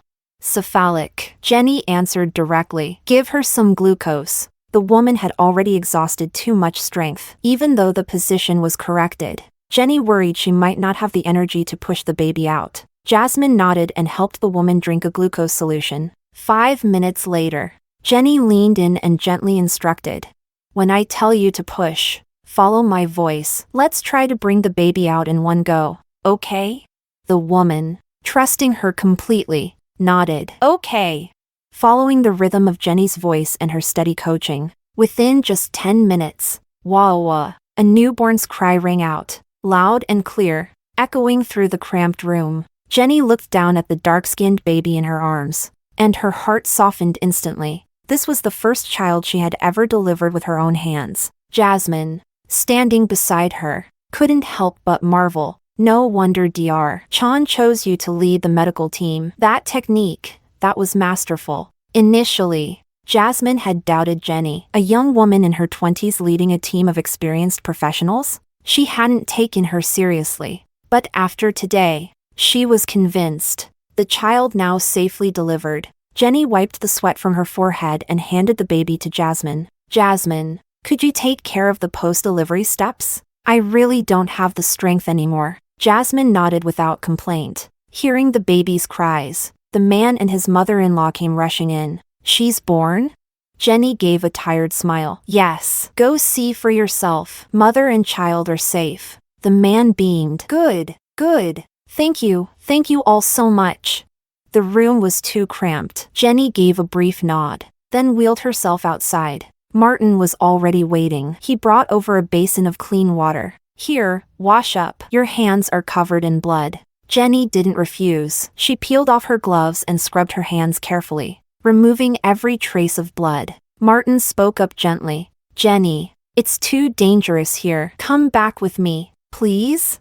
Jenny shook her head. I came here to save lives. This is just the beginning. I won't leave. She had missed 3 years of this kind of fulfillment. Now that she finally had it, she wasn't about to give it up easily. There was no common ground in their conversation. Once Jasmine came out, Jenny didn't say another word to Martin. She simply turned and wheeled away with Jasmine. That night, lying in bed, Jasmine broke the silence. Jenny, what you did today was incredible. That method, most people couldn't pull it off without at least a decade of experience. Jenny's eyes gradually welled with tears. It was just coincidence. Back when her father was still alive, she often watched him assist in animal births for their village. When a cow or sheep had trouble delivering, he would manually rotate the fetus. Her father once said, Jenny, cows and people aren't so different. If a woman ever has trouble giving birth, this technique might help.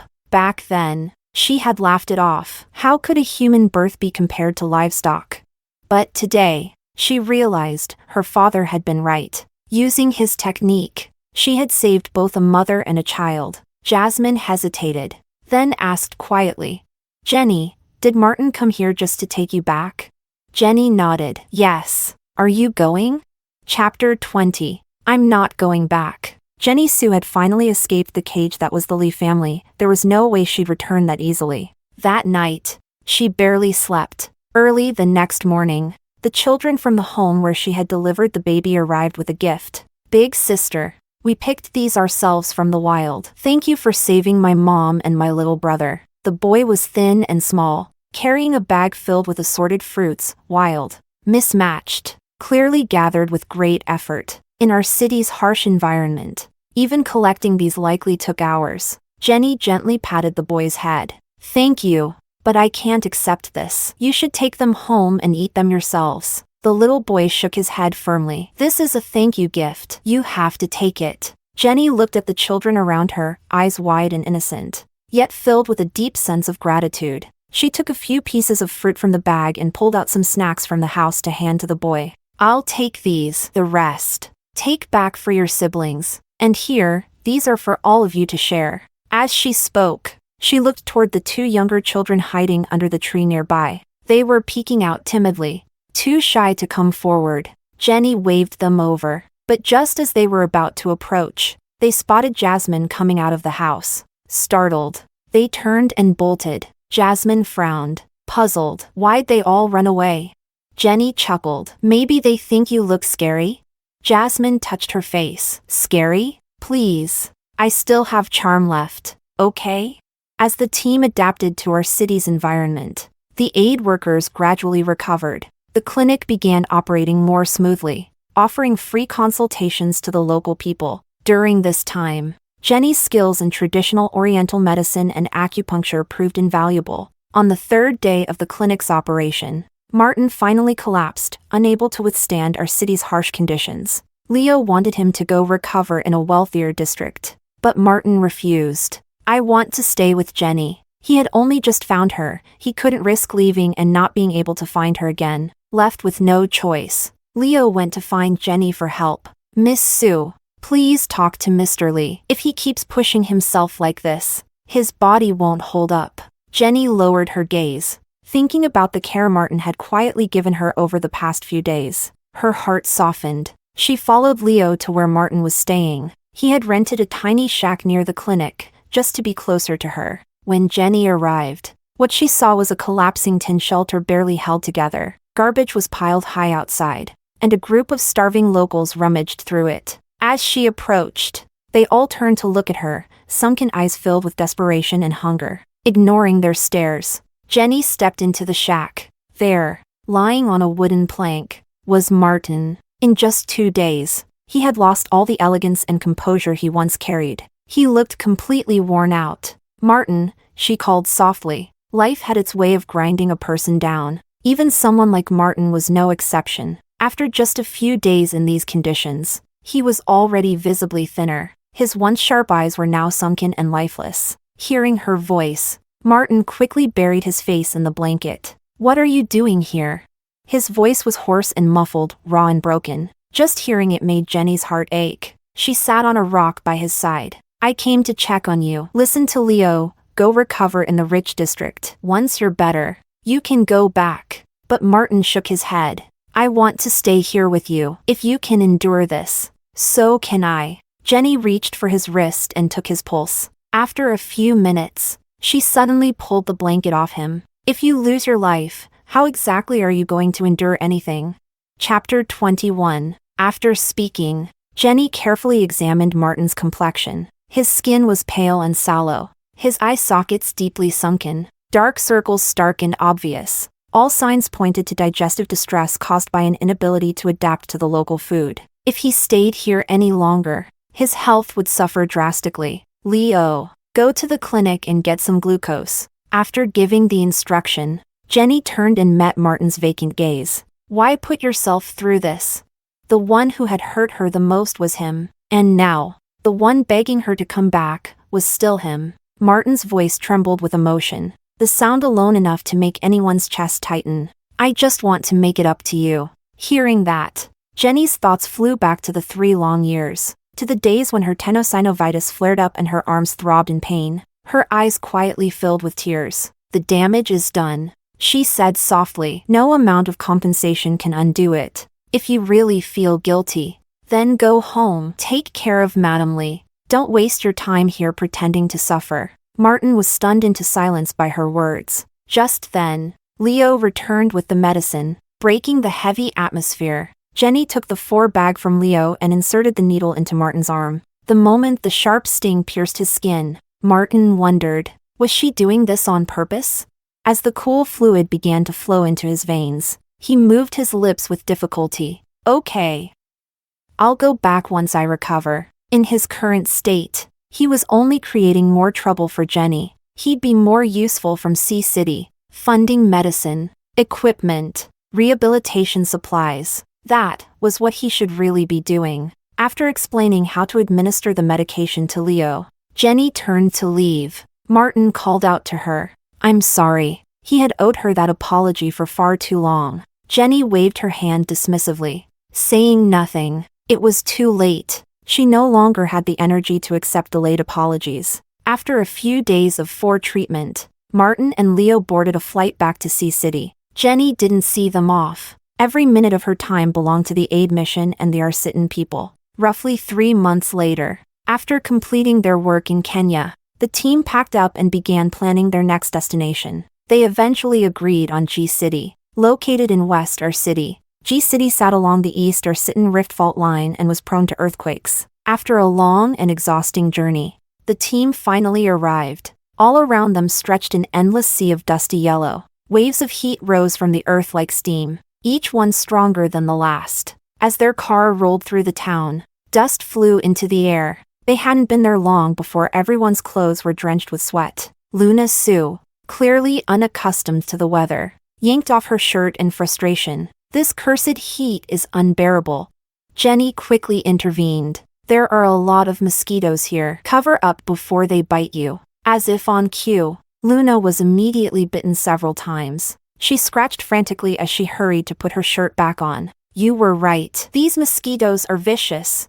After some laughter, the group arrived at the local government office. With their assistance, they set up a small tent to begin free medical consultations. Medical care in this region was scarce, especially for the poor, who relied on physical endurance rather than treatment. When word spread that Oriental doctors had come to offer free care, a crowd quickly formed. Most of the cases were minor and easily treated. 2 months passed in G City, and Jenny's leg had finally healed. One evening, just as she and Jasmine were preparing to go for a walk, a new patient arrived, a fever case. They took his temperature, 40 degrees Celsius. He was also vomiting, had diarrhea, and a visible rash. The team exchanged looks. Alarms instantly went off in their minds. Chapter 22. Jenny immediately issued orders to the team. Everyone, step back. Put on your masks and clear a space for this patient, now. From a distance, Luna called out.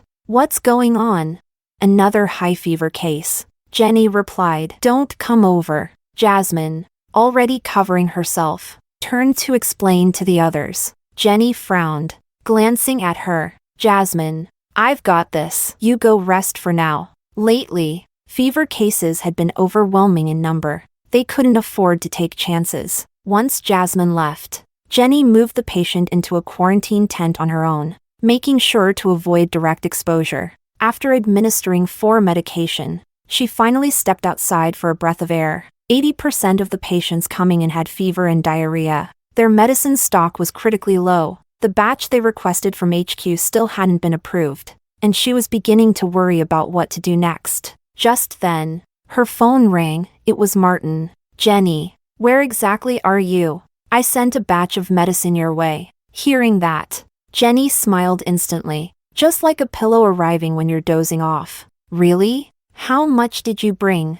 Martin answered without hesitation. About 100,000 yuan's worth. These types of meds are hard to transport, so that's the best I could manage. Jenny let out a long sigh of relief. That's more than enough. Thank you. After ending the call, she quickly changed clothes and had someone drive her to the drop-off location Martin provided. When she arrived, she saw a refrigerated delivery truck parked roadside. Leaning against it in a white t-shirt, cigarette in hand, was Martin. She blinked. He used to wear nothing but crisp suits. No matter the occasion, this was the first time she'd seen him in a t-shirt out in public. And he didn't look half bad. You came in person? Jenny approached him. The moment he saw her, Martin stubbed out the cigarette against the truck. Delivering meds was just part of it. Mainly, I wanted to see you. 3 months without a word, and yes, He had missed her. Jenny caught the undertone, and a flicker of awkwardness crossed her face. I was hoping you came mainly to deliver medicine. The truth was, any affection she'd once nurtured for Martin during those 3 years had long since faded. Come on, she said briskly. Let's get the meds transported back. Seeing she wasn't in the mood for chit-chat, Martin didn't press further. He knew if he said too much, it might just deepen her resentment toward him. When they returned to the camp, Martin paused briefly, taking in the crude shelter they called home. You live here? He asked. Jenny curled her lips slightly. Having a roof over your head is a luxury out here. What more can we ask for?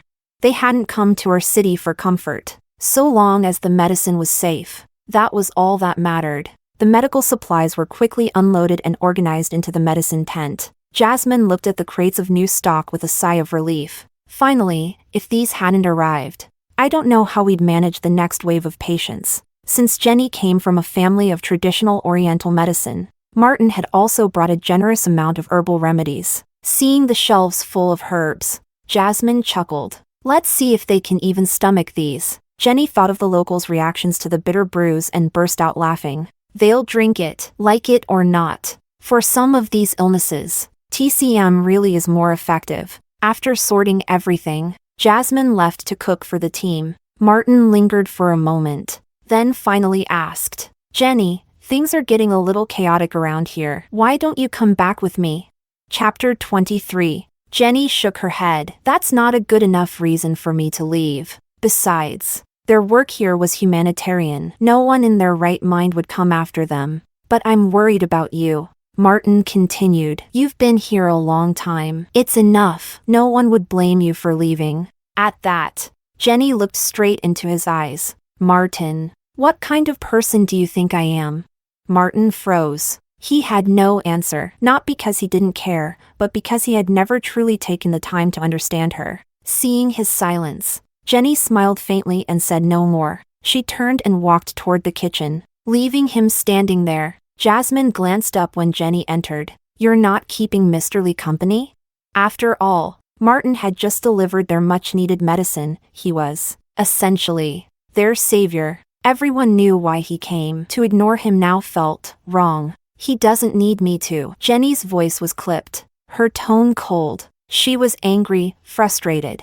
8 years in the Lee household, and Martin had never once understood the kind of person she was. They were people from 2 entirely different worlds. Trying to force them together was never going to work. Now, she was grateful the contract had only lasted 3 years. Grateful she had woken up in time. At dinner, the entire table could feel the tension in the air. Martin, sensing the awkwardness, quietly ate a few bites before excusing himself. It wasn't until the next day that he approached her again. My mom wants to talk to you. At the mention of Madame Lee, Jenny paused, then allowed a smile to tug at her lips. She took the phone from Martin, her demeanor instantly changing with the ease of a Sichuan opera mask. Madame Lee, aside from keeping the truth about Martin's recovery from her, the old woman had never truly mistreated her. Jenny, you've been in our city for so long. How come you didn't call this old woman once? Are you still angry with me?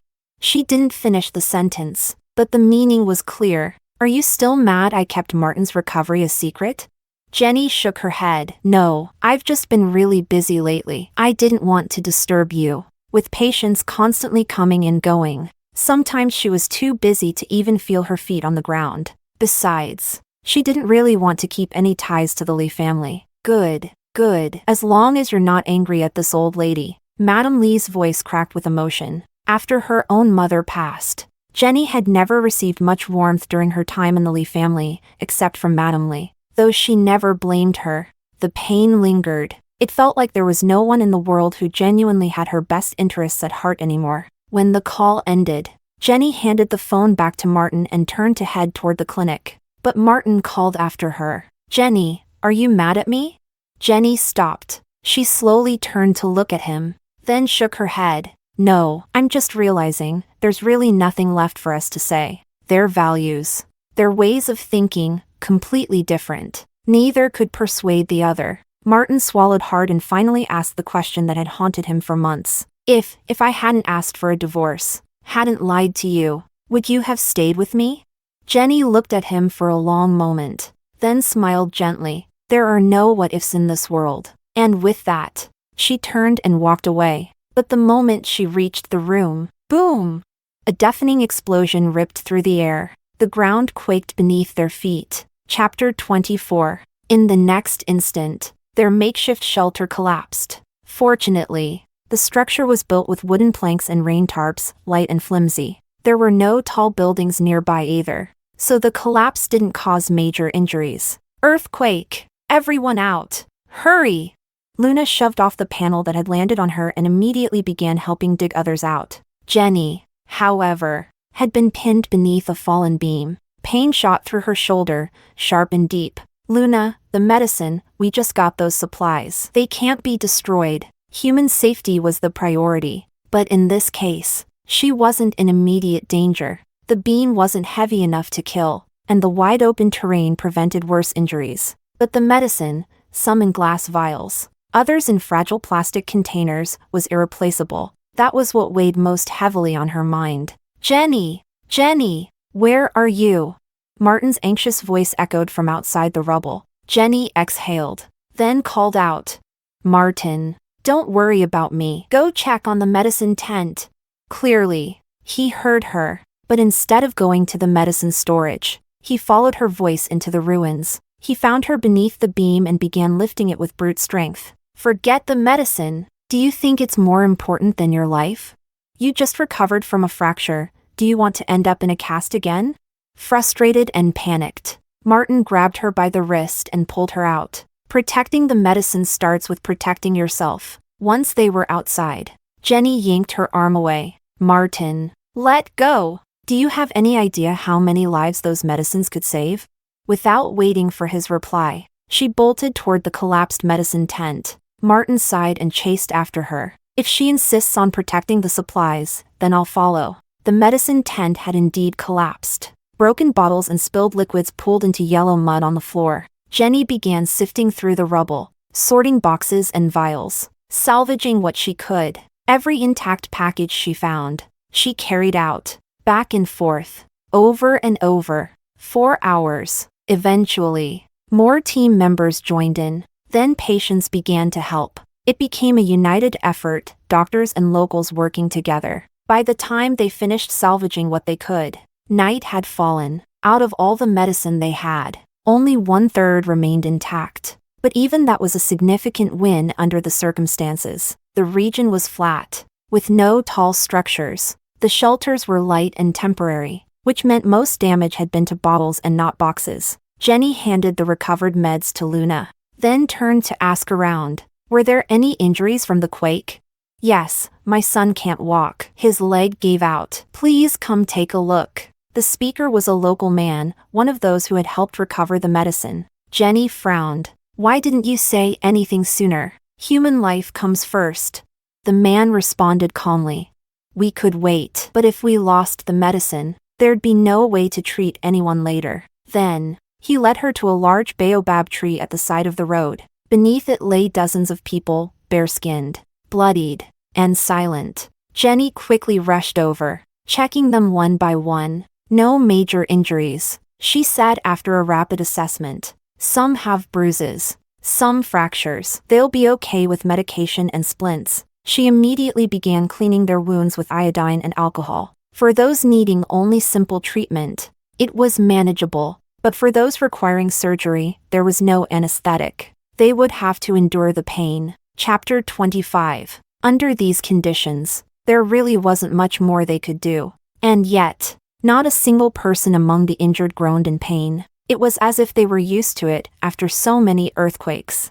They had become numb. Once the tremors stopped, everyone simply began picking up debris, salvaging anything usable to rebuild their homes. Few paid attention to the wounds on their bodies. Survival came first. Martin Lee stayed in G City with Jenny for a few more days. Before returning to C City, Jenny mentioned she wanted to browse the local market. So Martin extended his stay by 1 day to accompany her. When they arrived at the nearby bazaar, Jenny felt like she'd been transported back to the 1980s. Street vendors were everywhere, shouting prices. The road was packed with people, shoulder to shoulder. All along the way, Martin kept her close, shielding her from the crowd. "Anything in particular you want to see?" he asked. Jenny's eyes landed on a butcher's stall selling lamb and goat. "Let's get some lamb. I want to make lamb soup." They had been in her city for months and hadn't eaten any lamb. Jenny suddenly craved it. These markets were located mostly near affluent areas. Ordinary locals could rarely afford to shop here. Martin squeezed through the crowd, keeping her protected, and helped her buy lamb, vegetables, and some fruit. They returned together with full bags. That evening, they enjoyed a hearty lamb hot pot. The rich aroma lifted everyone's spirits. The next morning, Jenny personally accompanied Martin to the station. "You don't need to come again," she said. Those words stung, piercing his heart. "Okay." After spending time by her side, Martin could feel how resistant she was to his presence. So now, the best thing he could do was return to Sea City and support her from afar, with real, tangible help. Martin returned to the country quietly, without informing anyone at the company. Only Leo and Madame Lee knew. Luna had been making a mess at the company lately. It was time to close the trap. When Martin walked through the door, Madame Lee gave him a thorough look over. "I heard there was an earthquake in G City. Did you get hurt?" Martin shook his head. "No, it's all flat terrain there." "And Jenny?" Madame Lee pressed. "Was she hurt?" "No, she's fine." Only after hearing that did Madame Lee breathe a full sigh of relief. "I told you to bring her back before, but she wouldn't come. Now she's so far away. That place is rough. I don't know how she's enduring it." Martin tightened his lips. "You used to say she was tough. Why the sudden worry now?" Madame Lee sighed. Being able to endure suffering and having to watch her suffer, those are two very different things. Besides, during her years here, except for those 3 when she cared for you, she never really had to suffer. Just then, Martin's phone rang. It was Luna. He held up a finger to Madame Lee, signaling silence, then answered. "Luna, what's going on?" "Martin, aren't you coming back yet? I miss you." Her voice was sweet and syrupy, laced with girlish charm. Once, Martin would have found it cute. Now, he found it nauseating. "I'll be back in a few weeks. Be good and stay home." "But no one at the company listens to me. I'm scared." Clearly, Luna had been stirring up trouble and stepping on too many toes. Martin sneered. "No worries. I'll handle it when I'm back." With that, he hung up the phone. He turned around, only to hear Madame Lee's furious voice. "You're still in contact with her?"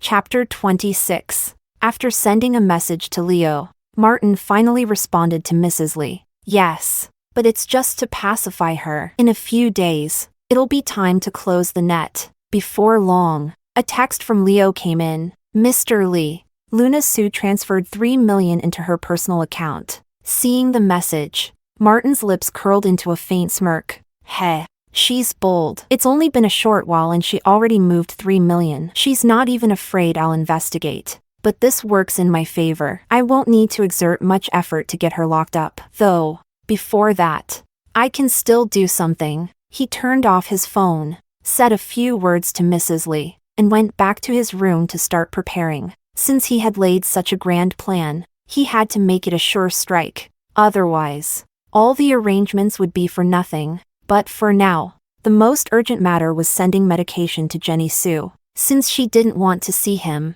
Martin Lee wouldn't go in person. He estimated the timing and called Jenny. "Jenny, do you still need any medication over there? I've got it ready to send to you." Hearing Martin's voice, Jenny didn't refuse. Their relationship was no longer as confrontational as before, and given the medication shortage on her side, she had no reason to turn him down. After the call ended, Martin used the company account to place an order for the medicine Jenny had listed. However, 3 days later, he received a message from Leo stating that Luna had frozen the payment for the medication. Reading the message, Martin's hand trembled slightly as he gripped the phone. "Luna, I was going to let you enjoy a few more days of freedom, but if you're so eager to dig your own grave, I'll gladly help you." Just as he was about to call Leo, a video message came through. In it, Luna was seen walking into the company with her husband. Watching the video, Martin's dark eyes grew increasingly cold. Does she really think she's the boss's wife now? Or is she planning to replace me altogether? With that thought, he immediately dialed Leo. Get everything ready. I'm heading to the company now. Don't alert them. If this was how it had to be, then so be it. He was curious to see how Luna planned to explain herself when she saw him. The car sped through the streets and soon arrived at the Lee Corporation building. 36 floors, tens of thousands of employees. Other than Leo, no one knew he had returned. Everyone was still hard at work, wearing a mask and sunglasses. Martin walked in unnoticed. No one realized he was the president of Lee Corporation. As he entered the building, he heard staff members murmuring complaints. When is the big boss coming back? Is the company going to collapse? Exactly. That woman basically runs the show now. What was the point of letting her in? None of the higher-ups are doing anything while she gives random orders. What can we say? She completely ruined my last project, $1 million deal. Maybe the company doesn't care, but that was tens of thousands in commission for me. Sigh. If this keeps up, I'll have to resign. I just hate to leave such great benefits behind at Lee Corp. Hearing these remarks, Martin's lips pressed into a tight line. He regretted using such a mutually destructive method just to punish Luna. When he arrived at the executive office, Leo's voice came through his earpiece. Luna's husband is named Simon. They're both inside right now.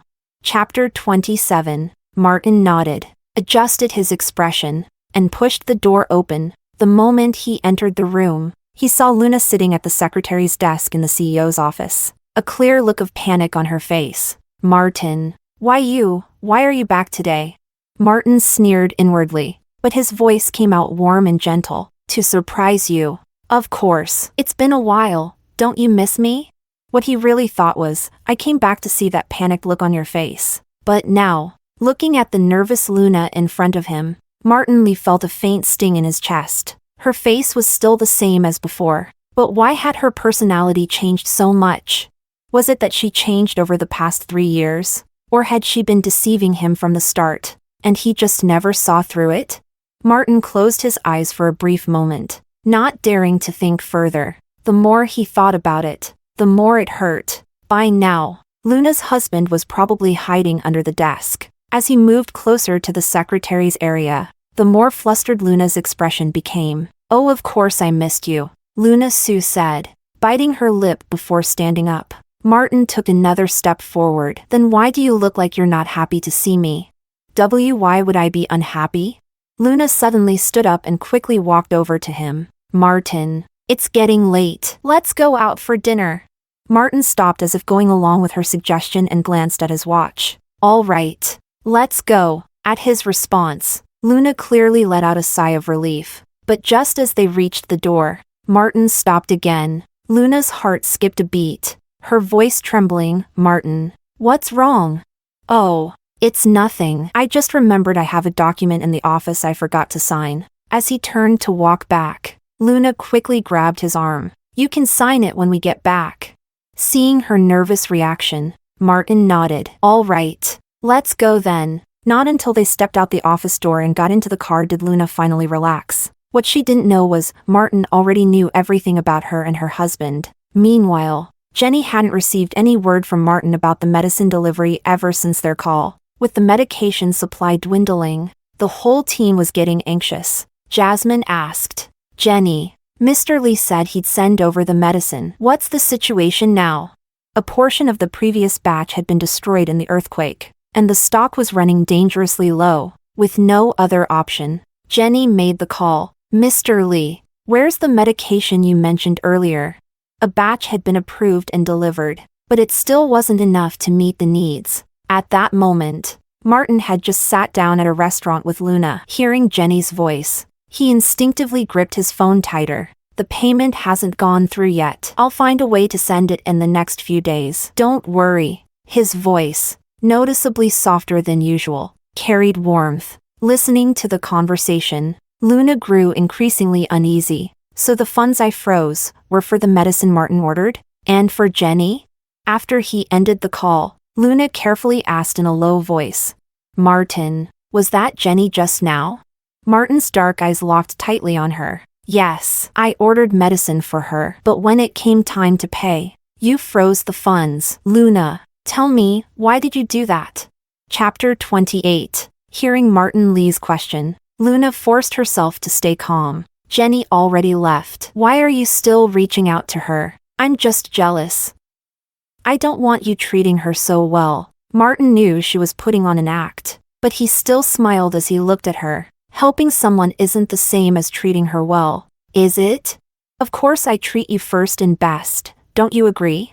At his words, Luna's tense hand under the table relaxed slightly, and she softly replied, Then Martin said, now that I'm back, you don't need to go to the company anymore. I'll take care of you. As soon as he finished, Luna's smile visibly faded. But, did I not do a good enough job? If she no longer went to the company, how would she get her hands on the money? And with Martin showing up so suddenly this time, she still had so many loose ends to deal with. It's not that. I just don't want you to wear yourself out. Martin handed her the menu. Order whatever you like. Get more if you want. Luna stiffly accepted the menu. All right, once I finish tying up some things, I'll leave the company. Seeing that Martin didn't press further, she finally relaxed. She had to quickly transfer the rest of the money and leave with Simon. Back at the Lee family villa, Martin rushed straight into the bathroom and scrubbed himself clean. Now that he knew what kind of person Luna truly was, even the air they'd breathed together felt dirty. Just after his shower, Leo called. Mr. Lee, the payment for the medicine has gone through. At the latest, it'll ship out tomorrow morning. Hearing that, Martin finally exhaled a little. Good work. I won't go over this time, just make sure someone oversees it. That medication has to arrive safely. After hanging up, Martin opened his phone and saw a new message from Luna on Instagram. Opening the chat, he saw a seductive photo of Luna in sheer black stockings. Her pose provocative, her expression dreamy. Right after, a message followed. Martin, do I look good? Looking at the photo, Martin let out a soft laugh and replied, tonight at 11. Wear that outfit and come to room 808 at SS Hotel. It didn't take long for Luna to respond. Okay, I'll get myself all clean and wait for you there. Martin saved the photo Luna sent him, then pulled up Simon's number and forwarded it to him. Next, he contacted a paparazzo he knew well and had them stake out room 808 at SS Hotel. Only then did he power off his phone, put on a black suit, and call for the driver. A moment later, a message from the paparazzo came in. We're in position. Seeing that, Martin's lips curled coldly. Luna, this time, you won't walk away unscathed. Meanwhile, after messaging Martin, Luna's face lit up with triumph. Ever since Martin had woken up, they hadn't made any real progress. Tonight, she had to seize this opportunity. Martin had always liked the soft jasmine scent on her. So tonight, before heading out, she made sure to bathe thoroughly and scent herself the same way. Planning to win him over in one go, at 10:30 p.m., Luna arrived at SS Hotel's room 808 in a seductive outfit. As soon as the door opened, she was pulled inside by someone and kissed deeply. The hotel room was filled with a hazy, intimate atmosphere under dim lighting. Luna was soon breathless under the passionate kiss. But just as the two tumbled onto the bed and stripped off their clothes, bang! The door flew open, the room lights blazed on, and the rapid-fire clicks of camera shutters filled the air. Luna grabbed the blanket in a panic and looked toward the source of the sound. Her face went deathly pale. Chapter 29. The room was suddenly filled with black-clad photographers, cameras in hand, flashing away. At the center of the crowd stood the man who had arranged for Luna to come to the hotel, Martin. Luna's eyes locked on the man who should have been beside her, then abruptly shifted to the man standing next to him. Simon? Why is it you? Simon turned to glance at Martin, his face darkening with a rising fury. Who did you think it was?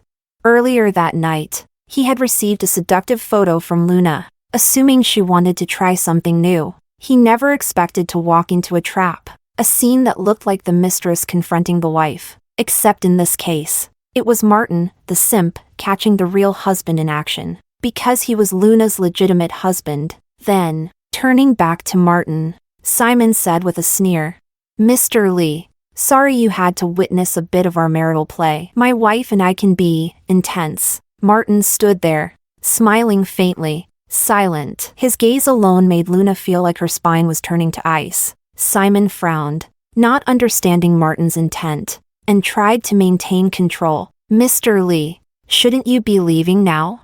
Martin nodded, his eyes lingering on Luna as he spoke gently. I won't disturb your little rendezvous. When you're done, I'll come back and have a proper talk with you both. Luna's heart dropped with a thud. Martin, wait! It's not what you think. Let me explain, please. Martin gestured to the swarm of journalists and to Simon beside her. With this many witnesses, what more is there to explain? Luna, I'm truly disappointed. You have a husband, and you still tried to seduce me. Did you think I was that easy to fool? His expression was just right, calculated disappointment. It made Luna's heart pound like a war drum. Without another word, Martin turned and left. The reporters, with their job complete, all swarmed out right after him. The room fell into sudden silence. Luna, trembling uncontrollably, wrapped the blanket tighter around herself, inching slowly toward the edge of the bed. But just as she moved, Simon grabbed her and yanked her back. Luna, didn't you say you only loved me? Didn't you say your thing with Martin was just for show? Then what the hell was that just now? Do you really take me for an idiot? He grabbed her hair, forcing her to look him in the eye. Tell me, were you planning to sleep with him tonight, only to be surprised when I showed up instead? Simon wasn't stupid. From what he'd just heard and seen, he'd already pieced most of it together. And no, it's not like that. Martin and I really were just pretending. The one I've always loved is you. Really. Her scalp ached from the pull of his grip, but Luna didn't dare cry out in pain. All she could do was plead over and over again, looking at her tear-streaked face. Simon's grip loosened slightly. If you've only ever loved me, then why'd you send him seductive photos? Why come here tonight to meet him? Heh. Too bad Martin's not an idiot. You never imagined he'd send those photos to me, did you? Luna, you played too hard this time. With that, Simon let go of her hair and yanked the blanket off her. Luna, from now on, you belong to me. Martin has seen your true colors. You've lost your backer. You'll never escape my grasp. And with that, Simon lunged at Luna. This was his wife, yet her heart had always been on another man. To him, it was the ultimate insult. Chapter 30. After leaving room 808, Martin immediately called the police. He reported that Luna had embezzled nearly $10 million from Lee Corporation's public accounts during her tenure. Before long, officers swarmed SS Hotel and escorted Luna and Simon out. Shortly afterward, a storm of headlines exploded across the internet. Hashtag Victoria's Secret Angel Luna, secret marriage and affair with Martin. Hashtag Justice for Jenny, is this the collapse of morality or a twist of human nature? Hashtag transferred $10 million from Lee Corporation for her Oriental husband, is Luna Sue legally illiterate? As Martin scrolled through the endless stream of news, he received a call from Leo. Mr. Lee, should we take those trending topics down? Originally, the scandal was meant to expose Luna. But in the end, Martin was also dragged into the mess. Jenny's incident had only just settled, and now this, Lee Corporation's stock price had hit rock bottom. Martin shook his head. No need. Let it stay. This was the price he owed Jenny. He then asked, has the shipment been sent out yet? Leo's voice came through clearly. Yes. I used a transport crew that regularly runs between Sea City and our city. It's all taken care of. Only then did Martin feel at ease. After hanging up, he lay down on his bed. The moment he closed his eyes, scenes of his early days with Jenny right after waking from his coma flashed through his mind. Back then, he'd completely lost his senses. He had actually wanted to divorce her for Luna. Thinking back now, all he felt was regret and pain. Meanwhile, far away in G City, Jenny was meeting an old acquaintance from C City. Jenny, you're with the C City R City Aid team? Jenny gave a soft nod. Yes, it's always been my dream. Congratulations. I heard you married Martin. I was disappointed back then, but now, you're finally free. The man speaking was Amias, Jenny's college classmate, and once, her boyfriend. She hadn't expected to run into him again, especially not here in our city after 3 years. Jenny pursed her lips. Yes, I'm finally free. And you? How have you been these past 3 years? Amias smiled, the corners of his refined features curving gently. What else? I went to the UK to study. Now I'm traveling in our city with my sister. Jenny looked over at the girl beside Jasmine applying ointment. A soft-looking young woman with long hair. Quiet and well-mannered. She looked like a perfect match for Amyas. The thought left Jenny a little dazed. As she wrapped a bandage around Amyas's arm, her grip unconsciously tightened, making him wince. Ow, Jenny. Go easy. That one sound snapped Jenny back to reality. She quickly loosened her hand and apologized. Sorry. I zoned out for a second. You're still as clumsy as ever. I don't know how the aid team even picked you. Back in medical school, Jenny had always used Amyas as her acupuncture model. She would intentionally poke him with more force whenever he teased her. And he would always end up shouting in pain. She hadn't expected that. Even after 3 years, he still remembered. And now, she had wrapped his bandage too tightly, again. If you do this to others, you might get reported for excessive force. He teased. At those words, Jenny's eyes welled with tears. Her thoughts drifted back to those days. In their class, Jenny had always ranked among the top in medical skills, but Amyas had a way of getting under her skin. So during practical sessions, she'd always use more pressure on him. He'd often end up as the class's punching bag. And yet, he'd never really complained. Now, hearing that he still remembered, something inside her stirred. Suddenly, the words slipped out of her mouth before she could stop them. I wouldn't do that to anyone else. Chapter 31. Sensing Jenny's shift in mood, a trace of regret flashed across Amyas's face. Sorry. That came out wrong. Don't take it to heart. He hadn't come all this way after 3 years just to upset her. I wasn't going to cry. Jenny sniffled softly. She had grown used to everything by now. She had endured far worse. How could something like this possibly defeat her? I've finished bandaging you up. Once your girlfriend is settled, you can leave. It's not safe around here. The rich district is a lot more secure. She was about to leave when Amyas's voice stopped her. She's not my girlfriend. Jenny froze mid-step, not turning around. She's not your girlfriend. Jenny, I'll say it again. She's not my girlfriend. I came here specifically to find you. Amyas called out to her back, his voice loud and clear. Hearing this, Jenny turned sharply, eyes locking onto him. Her chest ached faintly, but she held back the tremor in her heart and replied quietly. You came here for me? Still afraid I'll be crushed by the Lee family?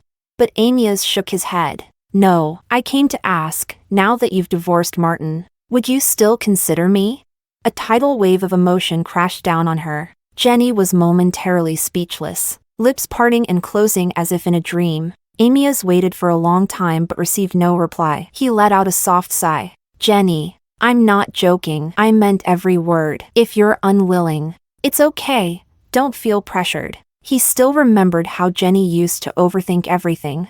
How she could hold a single thought in her heart for years without letting go. Let me think about it. Jenny's heart was a mess. After murmuring those words, she walked back inside. As she disappeared through the doorway, the girl who'd been standing beside Jasmine walked up to Amyas. She went inside? Didn't you say you'd definitely make her my sister-in-law on this trip?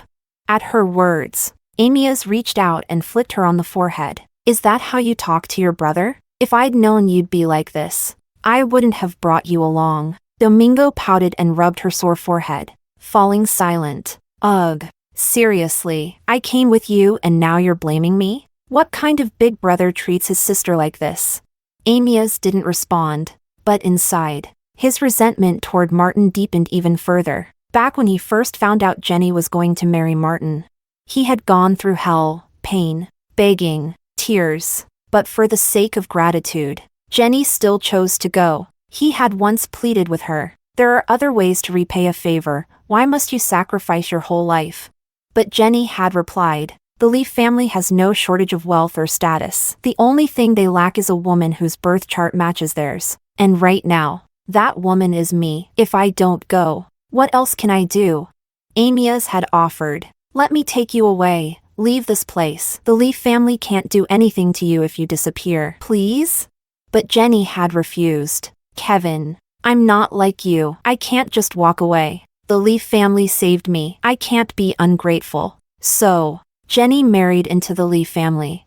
And Amyas left the country, on the day Jenny got married. He drank himself into oblivion. Now that she was divorced, he returned without hesitation. Everything Martin failed to give her, he would. Losing Jenny would be the worst mistake of Martin's life. Chapter 32. A few days later, back in Sea City, Martin still wasn't sleeping well. He woke up several times during the night, each glance at the clock on his phone accompanied by fleeting images of Jenny's face. Their relationship was no longer hostile like before. He had clearly drawn a line between himself and Luna, and yet there was still a persistent unease in his heart. Just then, the phone rang. Martin looked at the screen. It was Sam, his childhood friend. Martin, got time lately? Come have a drink, Nightshade Bar. Martin rubbed his aching temples. All right, give me about an hour. After hanging up, he got dressed and headed out. Since returning from our city and dealing with the Luna situation, he hadn't caught up with the old gang in a long time. So when Pablo called this time, he didn't turn him down. He couldn't sleep anyway. Maybe a drink would help. At Nightshade Bar, by the time Martin arrived, the place was already buzzing with familiar faces. Most of them friends he had grown up with. Seeing Martin walk in, the room erupted. Well, look who finally has time for us. Tonight's all on you. When has Martin ever escaped the check at Nightshade? No way out this time. Martin sat down with a casual smile. All right, order whatever you want. Nightshade was his business when he was around. No one else paid. You said it. No backing out now. Pablo waved over a nearby server. 2 bottles of 95 Romani Conti. Your boss is here, so bring the real stuff. Don't try to fool me with knockoffs. The server glanced at Martin, getting a nod of approval. He bowed and left to prepare the order. Pablo caught the whole thing and clicked his tongue. Ordering wine. And they still have to check with you? Martin lit a cigarette with a flick of his fingers. You know what you just asked for? That's a rare vintage, without a confirmed buyer. No server would dare to bring it out. Only 6,000 bottles of the 1995 Romani Conti were ever made. Every bottle consumed was one less in the world. Martin himself only had a dozen in stock, and Pablo had casually asked for 2. No server would risk fetching it without Martin's go-ahead. Fine. We're just lucky to know you. Happy now? Soon, the wine arrived. Sam took both bottles, opened them, and poured everyone a glass. He lifted his own glass for a sip. Damn, this is good. Only when you drink with Martin do you get the good stuff. Someone immediately complained.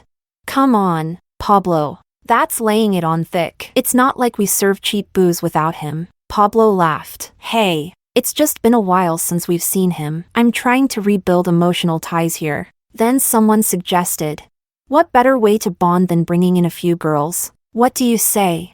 In the past, Martin would have been all for it, but this time, he flatly refused. If you're calling girls, I'm out. Well, that shut it down fast. Since the host had spoken, no one pushed the idea. After several rounds of drinks, Martin's right eyelid started twitching, his temples throbbed hard. He made an excuse to step outside the private room and found a quiet corner to smoke. Just then, Leo's call came in. Martin answered. What is it?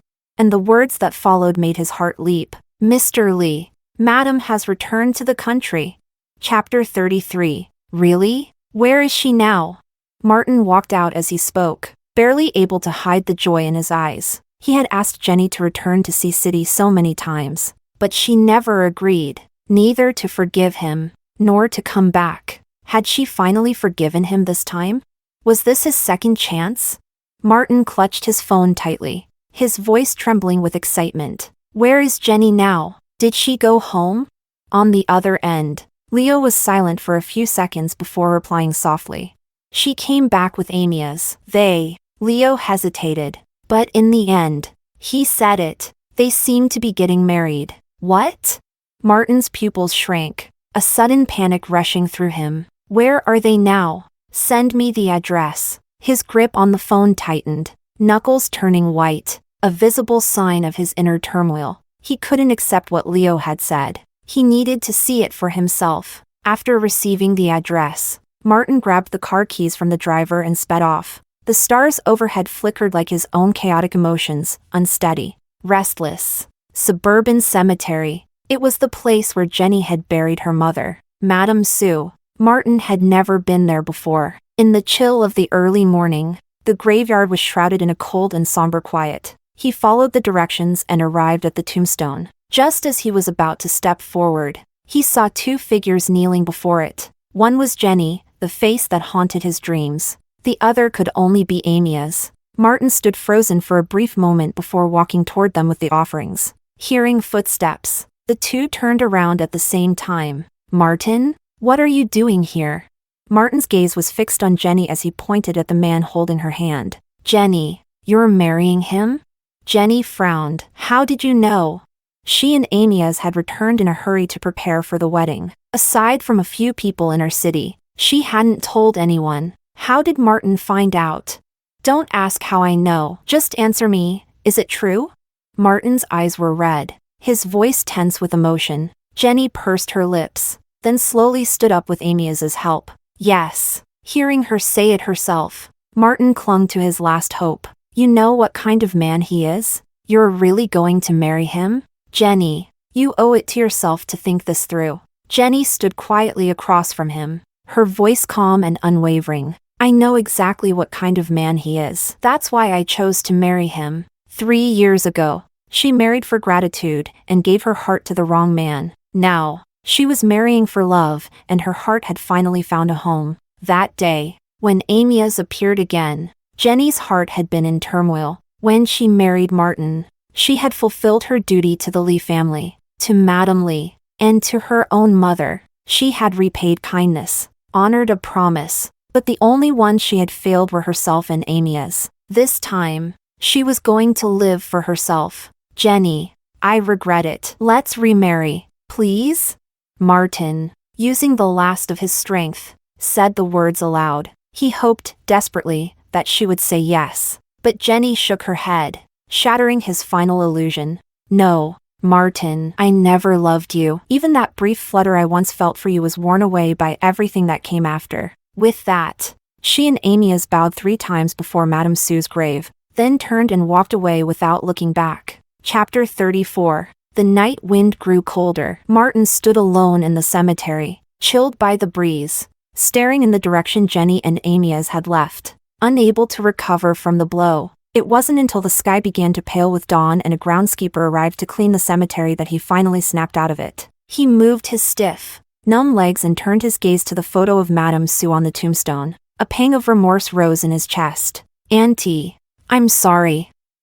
I trusted the wrong person back then. I wrongly blamed Jenny. Now that she's left me, it's all because of my own doing, isn't it?"